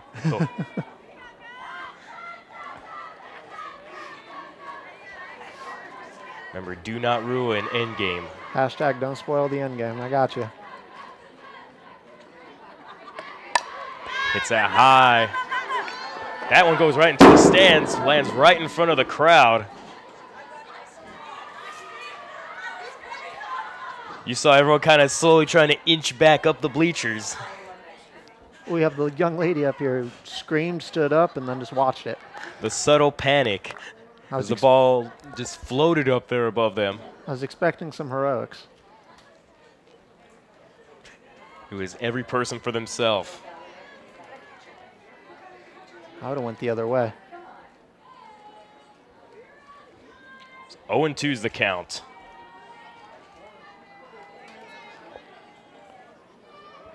Redarte against Navarro.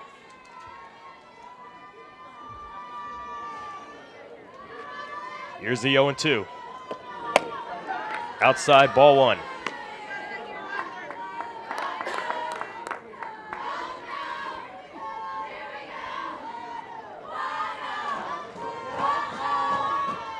Here's the 1-2 pitch. Outside, ball two.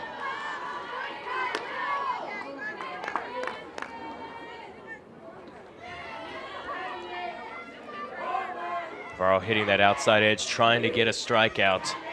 He's gotten 2 straight balls as a result. 2-2 is the count. Here's the pitch. Swung on. Foul. Keeping the count alive.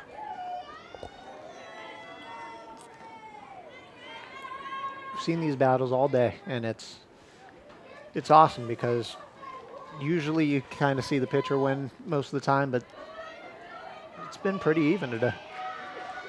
Here's the 2-2. Outside, could not get the call. Once again, ball 3. Same spot 3 times. Hasn't gotten the call. Possibly an inch inside more, and that could have been the call. That could have been the strike. It's that high. Foul. Full count.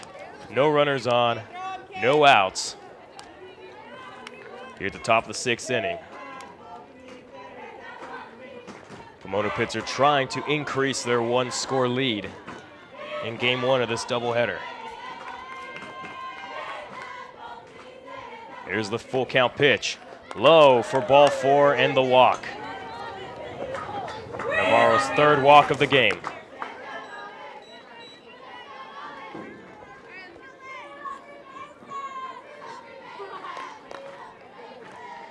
As Deathridge will get ready to take her place in the box. Past couple of at-bats when they got a player on first, they usually lay down a bunt. I don't see them doing it this time, though. Deathridge 0 for 2 on the day, but she is a dangerous hitter. She is 3rd in SCIAC with 8 home runs.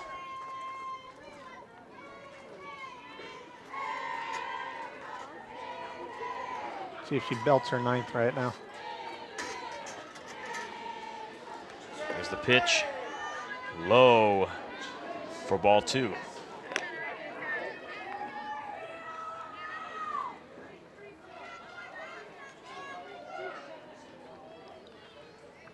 Navarro, 3 strikeouts, 3 walks, 1 earned run, 3 hits. As Deathridge hits that for a foul. Just foul, just outside the line. Well, 2-1 is the count, no outs. 1 runner on. Karina Falkstrom in the on-deck circle, warming up. There's the pitch. Deathridge hits that foul. The ump got some moves.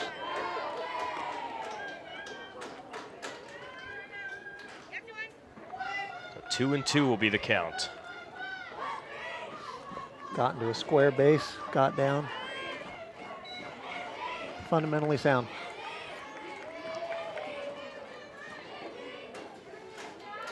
Here's the pitch. Outside again. Another full count. Navarro has not had any luck throwing to that outside edge in this inning.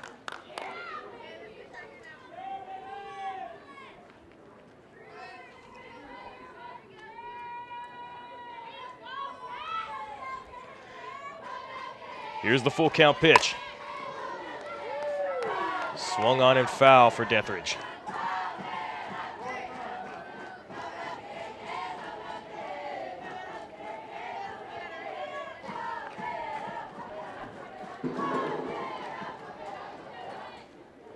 Full count. No outs. Runner on first. Here's Navarro's pitch.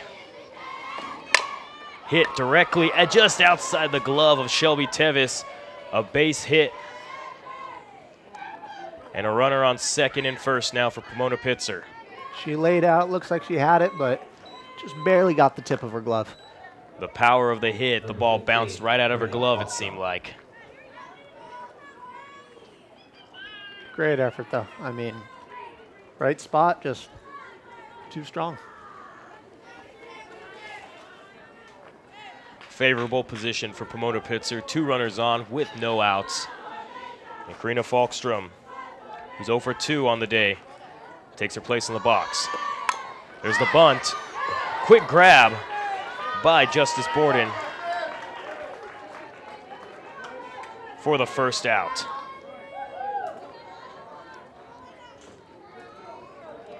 She kind of snuck in there perfectly, was able to make the grab. Great job by Carly Condon, though. I mean, tried to at least come in, try to get that double play at second. Didn't happen, but I mean, the effort was there, and I loved it. So 1 out now for Pomona-Pitzer.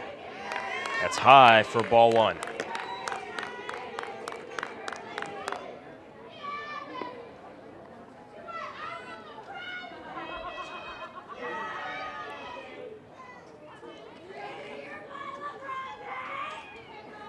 Navarro trying to get through this inning. Swung. Broke our mic. Another one directly at our mic. And that is very loud in our headsets when it does hit it. What'd you say? I couldn't hear you.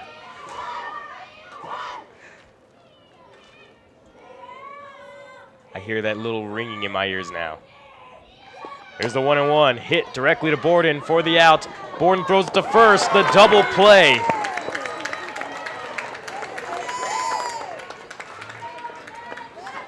Great play by Justice Borden to field it at third, get the out, and then had plenty of time to throw out the runner at first. Seemed like a golden opportunity for Pitzer, a nightmare situation for Laverne. Turned completely south. And this has been the story throughout the whole game. Runners in scoring position, but no one has really been able to get that one big hit to just blow the doors wide open. Only happened once in favor of Pomona-Pitzer, and it has yet to happen since. This has been a defensive battle between both teams. Hats off to both the pitchers. I mean, they're doing fantastic jobs out there. I mean, my arm would be falled off, but they're out there, they're going. It looks like they're both going to go full 7 innings. So you're watching SkyX Softball on LVTV3, Laverne Community Television. Christopher Livingston here with Zachary Nikolai. We've kept you entertained throughout these 6 innings thus far.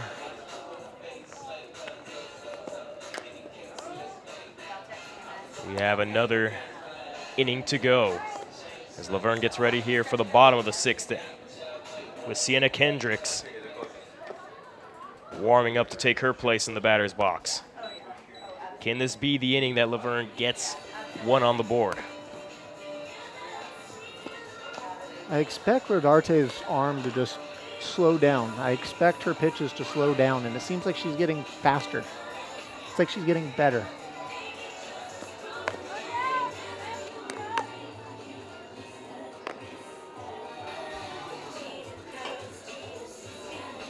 The clouds have definitely started to dissipate above us. Still pretty chilly out. I think someone has the AC on, that's why. I think that's that's definitely what I feel behind me. Yeah. I was going to say, no windows behind us, and I feel a breeze. It's a little frightening.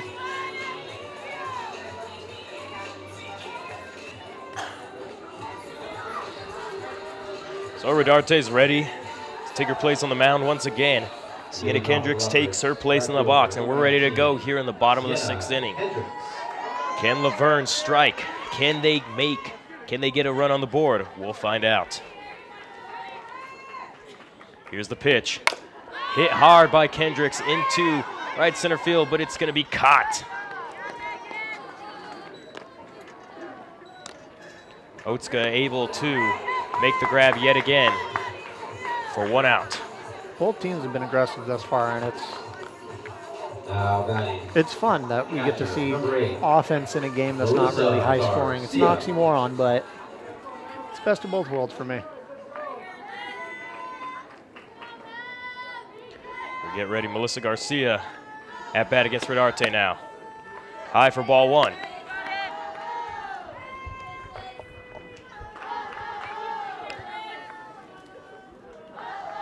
Garcia is 0 for 2 on the day.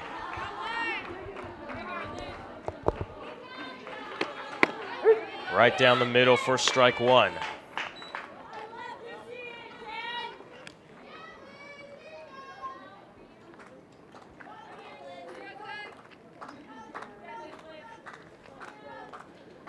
Here's the pitch to Garcia. Garcia hits that right along the left field line. It is fair. And Garcia is going to advance for a double play. A big hit and a big play for Laverne and for Melissa Garcia. Hit it right on the line. And it's one of those dangerous situations where it could go either way. It could have been foul, it could have been fair. And it was, and fortunately for Laverne, it was fair. A big play, big hit by Melissa Garcia. Umpire threw his right hand up. She kept running. This is exactly the start they needed. As interim head coach Henry Mornshell makes the switch, putting in a pinch runner. It'll be Michaela Mendoza.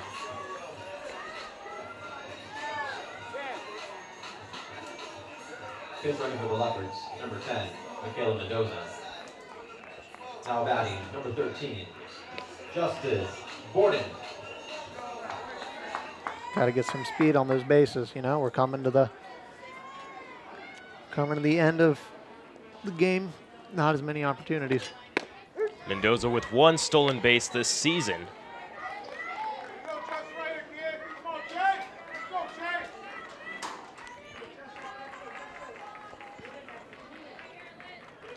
As we get ready, here's the 0-1 pitch. Swung foul.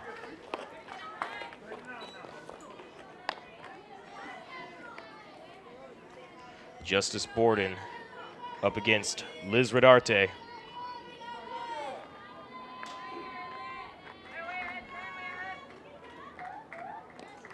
Borden is 0 for 1 on the day, but she was walked. Borden hits that for another foul.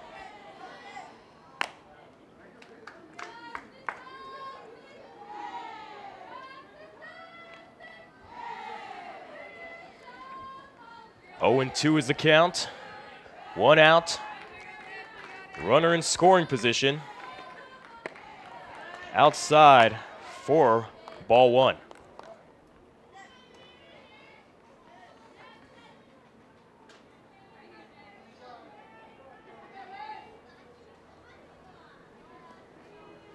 Here's the 1-2 pitch. Hit foul. I feel like grabbing my earphones every time that ball hits towards that mic. It happens once, you know, I experienced it. I'm get a little frightened, but. Hit hard into center field. Oh. Caught. What a grab by the center fielder, Michelle Calkany-Blair.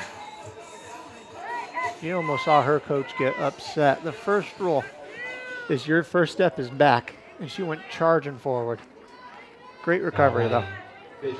She leaned back, able to maintain her balance. Ball just hit the tip of the glove, just perfectly in there for the out. And holding Mendoza at second is Catherine Navarro. Hits that foul.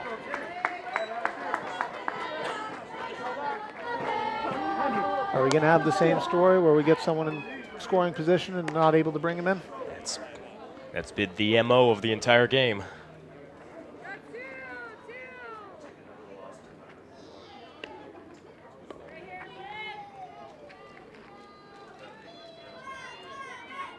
Here we go. Here's the 0-1 pitch by Rodarte.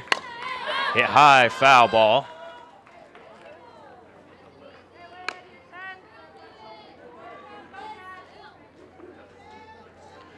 Oh and 2's the count. 2 outs. Runner on second. Critical situation here for Laverne.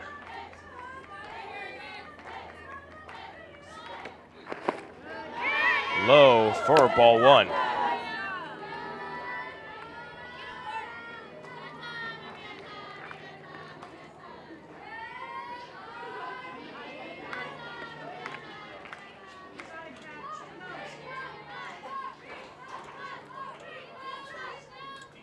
Here's a pitch.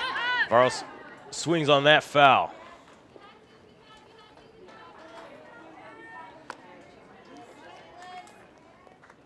One ball, 2 strikes, 2 outs.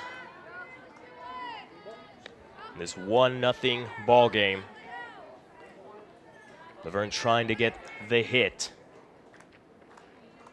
The base hit that they need to bring in the runner. Here's the pitch. Navarro gets all of that. Flies into right center field, caught by Kalkany Blair. And the story continues. With runners in scoring position, no one really able to advance. But that'll do it for the 6th inning. At the end of the inning, the score is Pomona-Pitzer 1, Laverne 0. You're watching SkyX Softball on LVTV3, Laverne Community Television. Prepare to enter into the 7th inning. We're in the end game now, Chris. Thank you, Dr. Strange. No, as we were talking earlier, you know, the story continues. It's able to get people in scoring position. Both teams are doing it, not able to get that one big hit that you were talking about to really just bust open the door and just let it happen. But, you know, still one more inning. I still believe one swing of the bat can change the game. We'll see which team decides to do it. And it gets frustrating. It's both rewarding and frustrating for both teams. If you're the team with the runner in scoring position, and you know it definitely hits your confidence because you haven't been able to get that one run in. If you're on the other side, you got to be feeling great. You just overcame what was a difficult situation. And for Laverne, they had a runner in scoring position with 1 out, and they just couldn't bring it in. I'd be more upset if I was Pomona-Pitzer because I had no outs, people on first and second, and then, you know, to get that double play at the end of the inning, it's just those kinds of moments where ball's placed perfectly where it's supposed to be to allow stuff to happen. And, you know, one team's going to come out of this victorious. It's a great game. You know, I'm glad that we were able to call it. And both teams are doing a great job.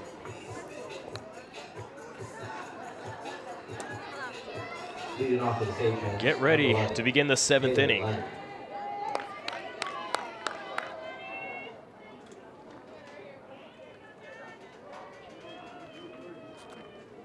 Here we go. Here's the pitch. Strike 1 to that outside edge.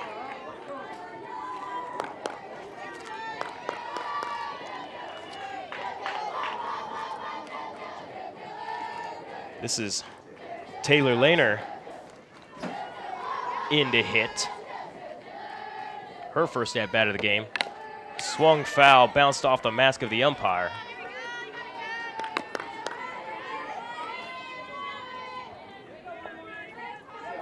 Lehner, a freshman infielder. Pleasant Hill, California. She's hitting .338 this year. 1 home run, 16 RBIs, 17 runs. Seems like everyone on the Pomona-Pitzer roster has a home run under their stat sheet. And that's just, I think that's more credit to how the coaching staff is. I mean, we're seeing both teams right now. They're very aggressive, but I mean, Pitzer, every single one of them just seems to strike fear into you. There's not a person 1 through 9 where you're just like, okay, I can pitch to them. Here's the 1-2, swung. Foul. Looked like it almost caught Lehner. Right around the wrist. You've been mentioning that today. It's happened quite a few times. If you have quick hands, though, you turn your hips, it's not a big issue. Here's the 1-2. Low for ball 2.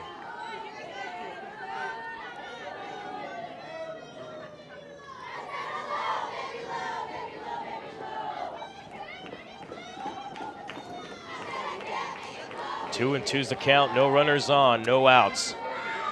Here's Navarro's pitch. Right down the middle, strike 3, and 1 out. Navarro's 4th strikeout of the game. 2 add on to her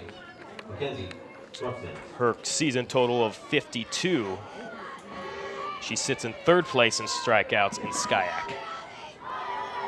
She does it all for Laverne. You know, she goes out there, we're watching her at bats, she's battling, she's out here battling. There's Navarro's pitch inside, but high for ball 1. Pitching to Mackenzie Druckman, who is 0 for 1 on the day. But was hit by a pitch in her last at-bat. Walked, correction.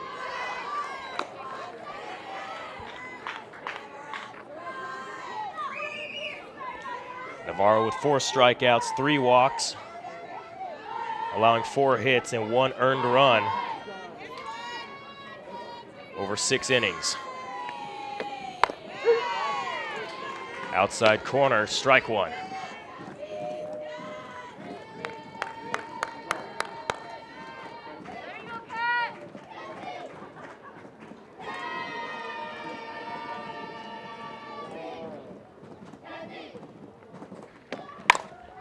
That's hit high into left field. Ogata's going to make the grab.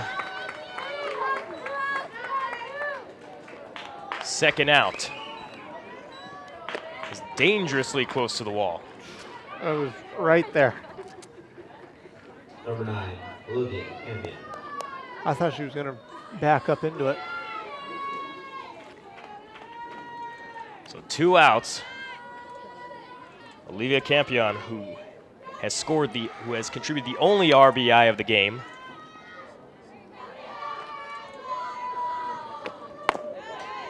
Outside edge, ball 1.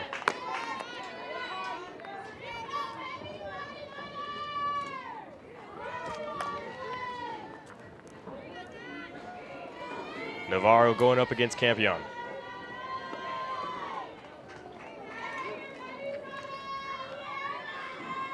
Here's the 1-0 pitch. High for ball 2.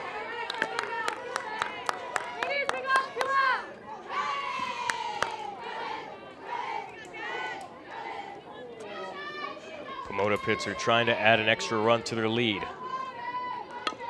Laverne trying to prevent any further runs from being scored and hoping to score a run of their own in the next inning.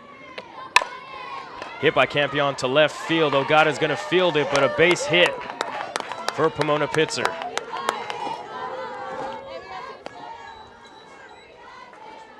Those were those quick hands we were talking about. It was an inside pitch. She was able to just get her hands on top of it and drive it out to left field.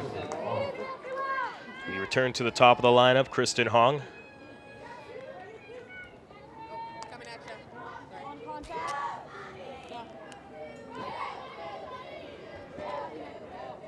Two outs, 1 runner on. Here's the pitch.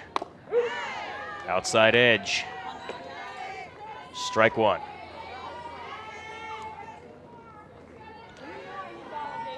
From our view up here, it seems like the umpire is more favorable to the left side of the plate compared to the right when it comes to calling strikes. You can see that one right down the middle for strike 2. Yeah, it's all about position for an umpire. So it's the way he puts his body, where he lands over the plate.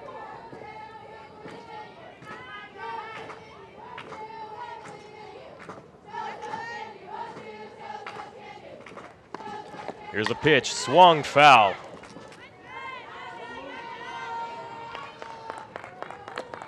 No balls, 2 strikes, 2 outs, runner on first. Here at the top of the 7th inning, Pomona-Pitzer leads 1-0. Here at Senior Day at Campus West. Here's Navarro's pitch. Outside, ball 1.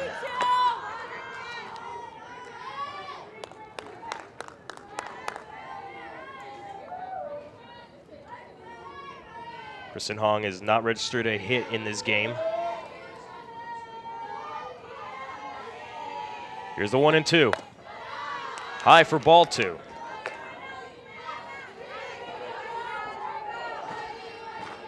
Navarro gets ahead in these counts, but it seems like she can't seem to close it.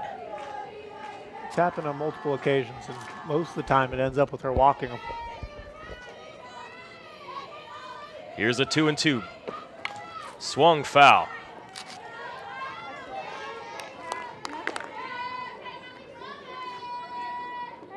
Another deuces wild situation. 2 balls, 2 strikes, 2 outs. With number 2 at bat. Looks like he got a full house.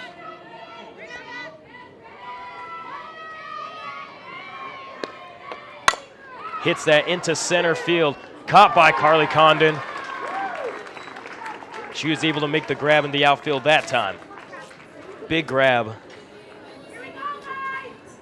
Great job defensively by Laverne. But now can they respond here in the 7th and add the tying run? Yeah, great job pitching today by Navarro. I mean, she's come out here, gave up a hit that unfortunately resulted in a run for her. But I mean, no, she's come out here. We saw her battle when she was batting. She's obviously battling when she was pitching, and she's done a great job all around. So let's see if the offense can back her up. She's pitched a great game. There have been moments where you could see her noticeably frustrated on the mound, but she kept her cool and she's been able to stick with it. I'd be frustrated too if I'm pitching 10 different pitches to you and it's still a full count. We get to the end of the batting lineup for Laverne. Giannatasio getting ready to jump at bat, followed by Shelby Tevis and Carly Condon.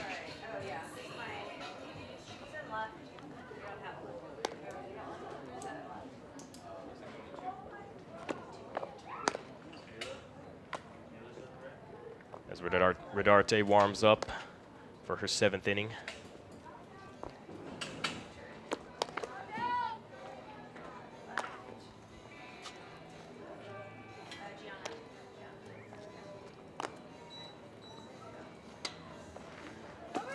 Looks like there might be another roster change.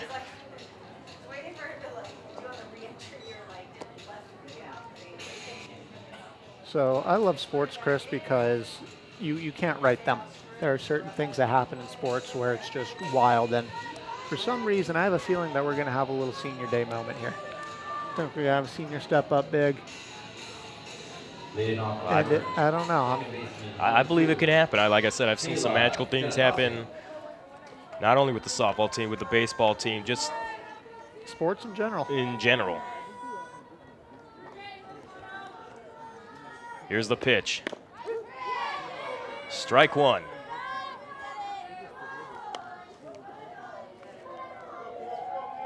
Giannatasio. She's 1 for 2 on the day.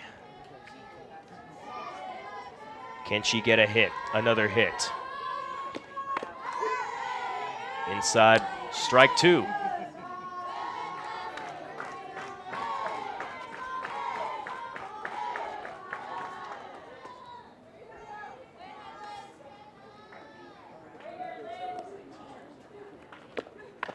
Outside for ball 1.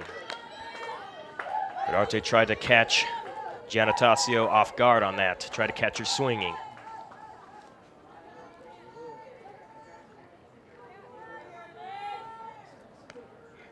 Here's the 1 and 2. Foul. You know, we talk about both teams being really aggressive, but I also think we have to thank the umpire for this. You know, in the first inning, we were talking about how he made the strike zone so wide. I mean, that forces you as a batter, you gotta open it up. You know, you have your own strike zone that you like, but once you see so much, you just gotta swing. Here's the 1 and 2 pitch. Low for ball 2.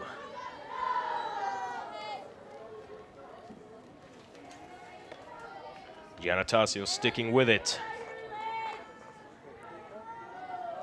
trying to stay alive, trying to keep Laverne's hopes of tying the game and possibly winning alive. Hit high into left field, but caught. One away. As we saw, she had a little difficulty trying to locate that one, but last second she was able to find it. Carry on. Didn't have to do much on fielding that. Just had to stand there and wait for the ball to get to her. Shelby Tevis takes her place in the box.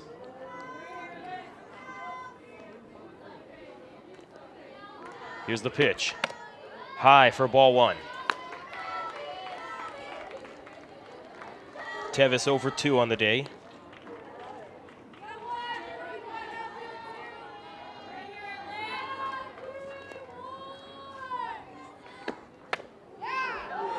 Outside check swing, strike.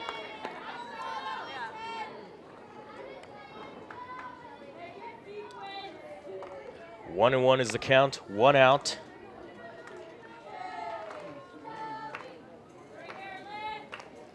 Here's Rodarte's pitch. Low for ball 2.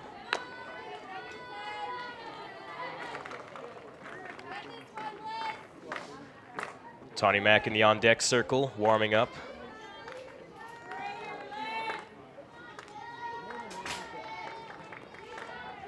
Here's a 2-1 pitch. Hit foul.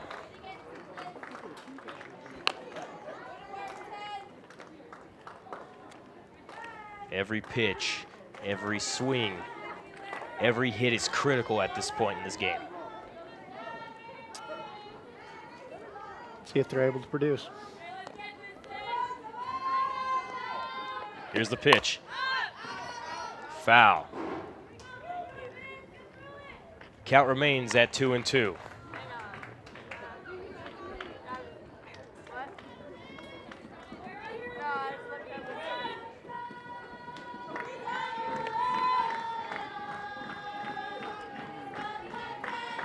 Rodarte gets ready for the 2-2 pitch. Here's the pitch. High for ball 3, full count. She tried to catch her off guard with the off speed. A little too high there. Yeah, I mean, when you still have a pitch to give, might as well try to get him chasing. Full count with 1 out. Watch her go to the outside corner. And that's going to get hit. Drops right into the gap in between 3 outfielders. And Shelby Tevis survives and keeps Laverne's hopes alive with a base hit.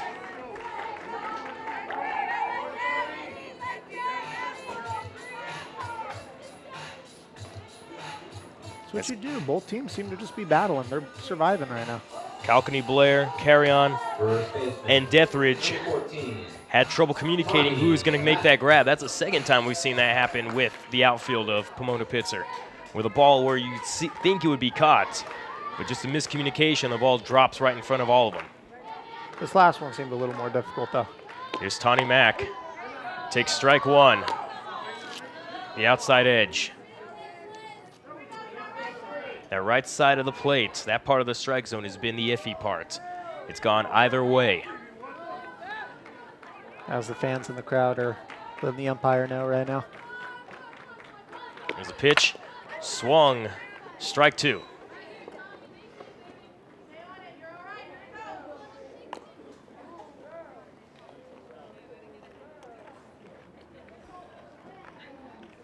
Oh, 0-2's the count. 1 out, 1 runner on.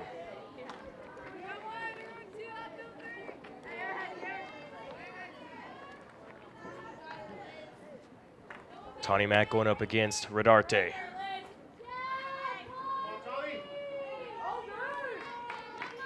Here's the 0-2. Outside edge, ball 1. Rodarte has allowed 5 hits while walking 2 and striking out 6. Not a bad stat line at all. Not at all, Chris. Tawny Mack hits that to the right. Foul.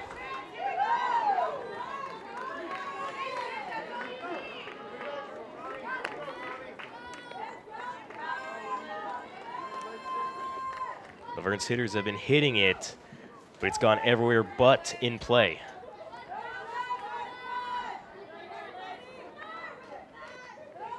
Here's the 1-2. Tony Mack hits that. Another floater.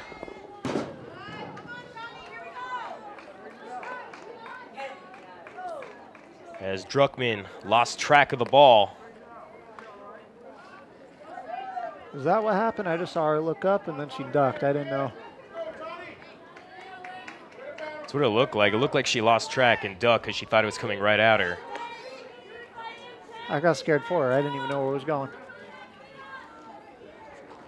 Tony Mack staying alive. 1-2 is the count still. Inside, but high for ball 2.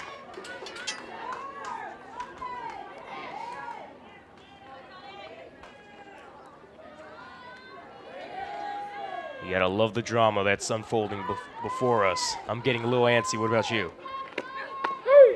I'm always excited. You know that. As there's the strikeout. The 7th for Rodarte on the day.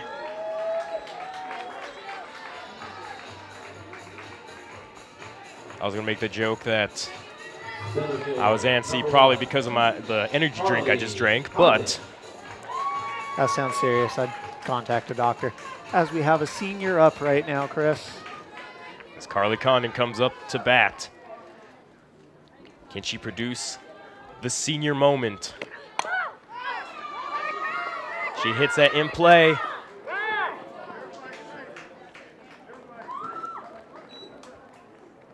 As they let it There's roll a foul. It looked like it landed in play. It did, and then it started to roll out. Most commonly seen in the bench warmers, if you've ever seen that. That is a moment when, if you think they're going to be safe, you just kind of hope, if it looks like it's rolling, to just keep going. A lot of movie references in today's broadcast. Rocky, The Avengers, bench warmers. I'm a little cultured.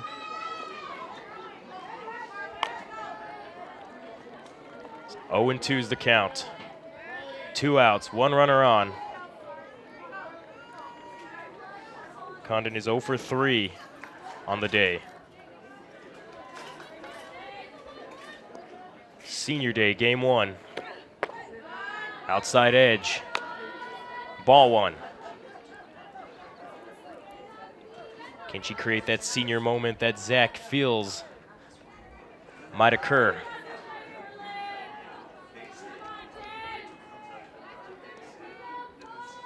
Here's the pitch. Low, ball 2. Sticking with it.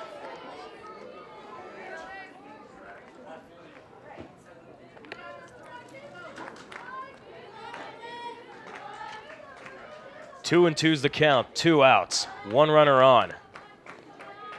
Here's the pitch. Hits that into left field. Caught. That retires the side, ends the inning, and ends the game. Ends the first game of this doubleheader. As Pomona-Pitzer takes this one 1-0. I expect the next game to be just as exciting. Condon hit it hard. It just couldn't fly as far as it needed to get over the fence. But what a dramatic game nonetheless for it being a 1-run game. Yeah, it was pretty much the same as we were saying, you know, just got runners in scoring position, wasn't able to produce, and you know, at the end of the day, it was a great pitching battle. We witnessed a lot of athletic plays, a lot of great pitching, and you know, it was really fun calling it with you, Chris. Both pitchers from the two teams went the distance. Captain Navarro pitching 7 innings, allowing 5 hits, 1 run, 1 earned run, walking 3 and striking out 4. While Liz Rodarte, she went the distance, striking out 7, allowing no runs off of 5 hits. But the big story throughout this game, as we've mentioned, has been runners in scoring position. They just couldn't get that. No one could get that 1 hit to advance the runner. The only one that was able to do that was Olivia Campion in the 3rd inning. Yeah, I mean, that was a great at-bat by her, and You know, we witnessed a lot of dramatic things today, but you know, in the end, unfortunately, Laverne is not going to be going on to the playoffs more than likely. While Pomona-Pitzer seems to be in great position right now, they're in second. So there's still one more game left in this doubleheader. Laverne could at least try and get the victory here on senior day, split the series, and at least end in some sort of celebratory fashion. yeah, you always want to win on top, you know. Laverne registered 5 hits. Pomona-Pitzer also registered 5 hits. But I believe that'll do it for us here at Campus West. The final score of today's game, Pomona-Pitzer 1, Laverne nothing. This is Christopher Livingston alongside Zachary Nikolai. We hope you've enjoyed hearing our banter, hearing us call the game for you today. But once again, at the end of today's game, Pomona-Pitzer 1, Laverne nothing. You're watching SkyX Softball on LVTV3, Laverne Community Television.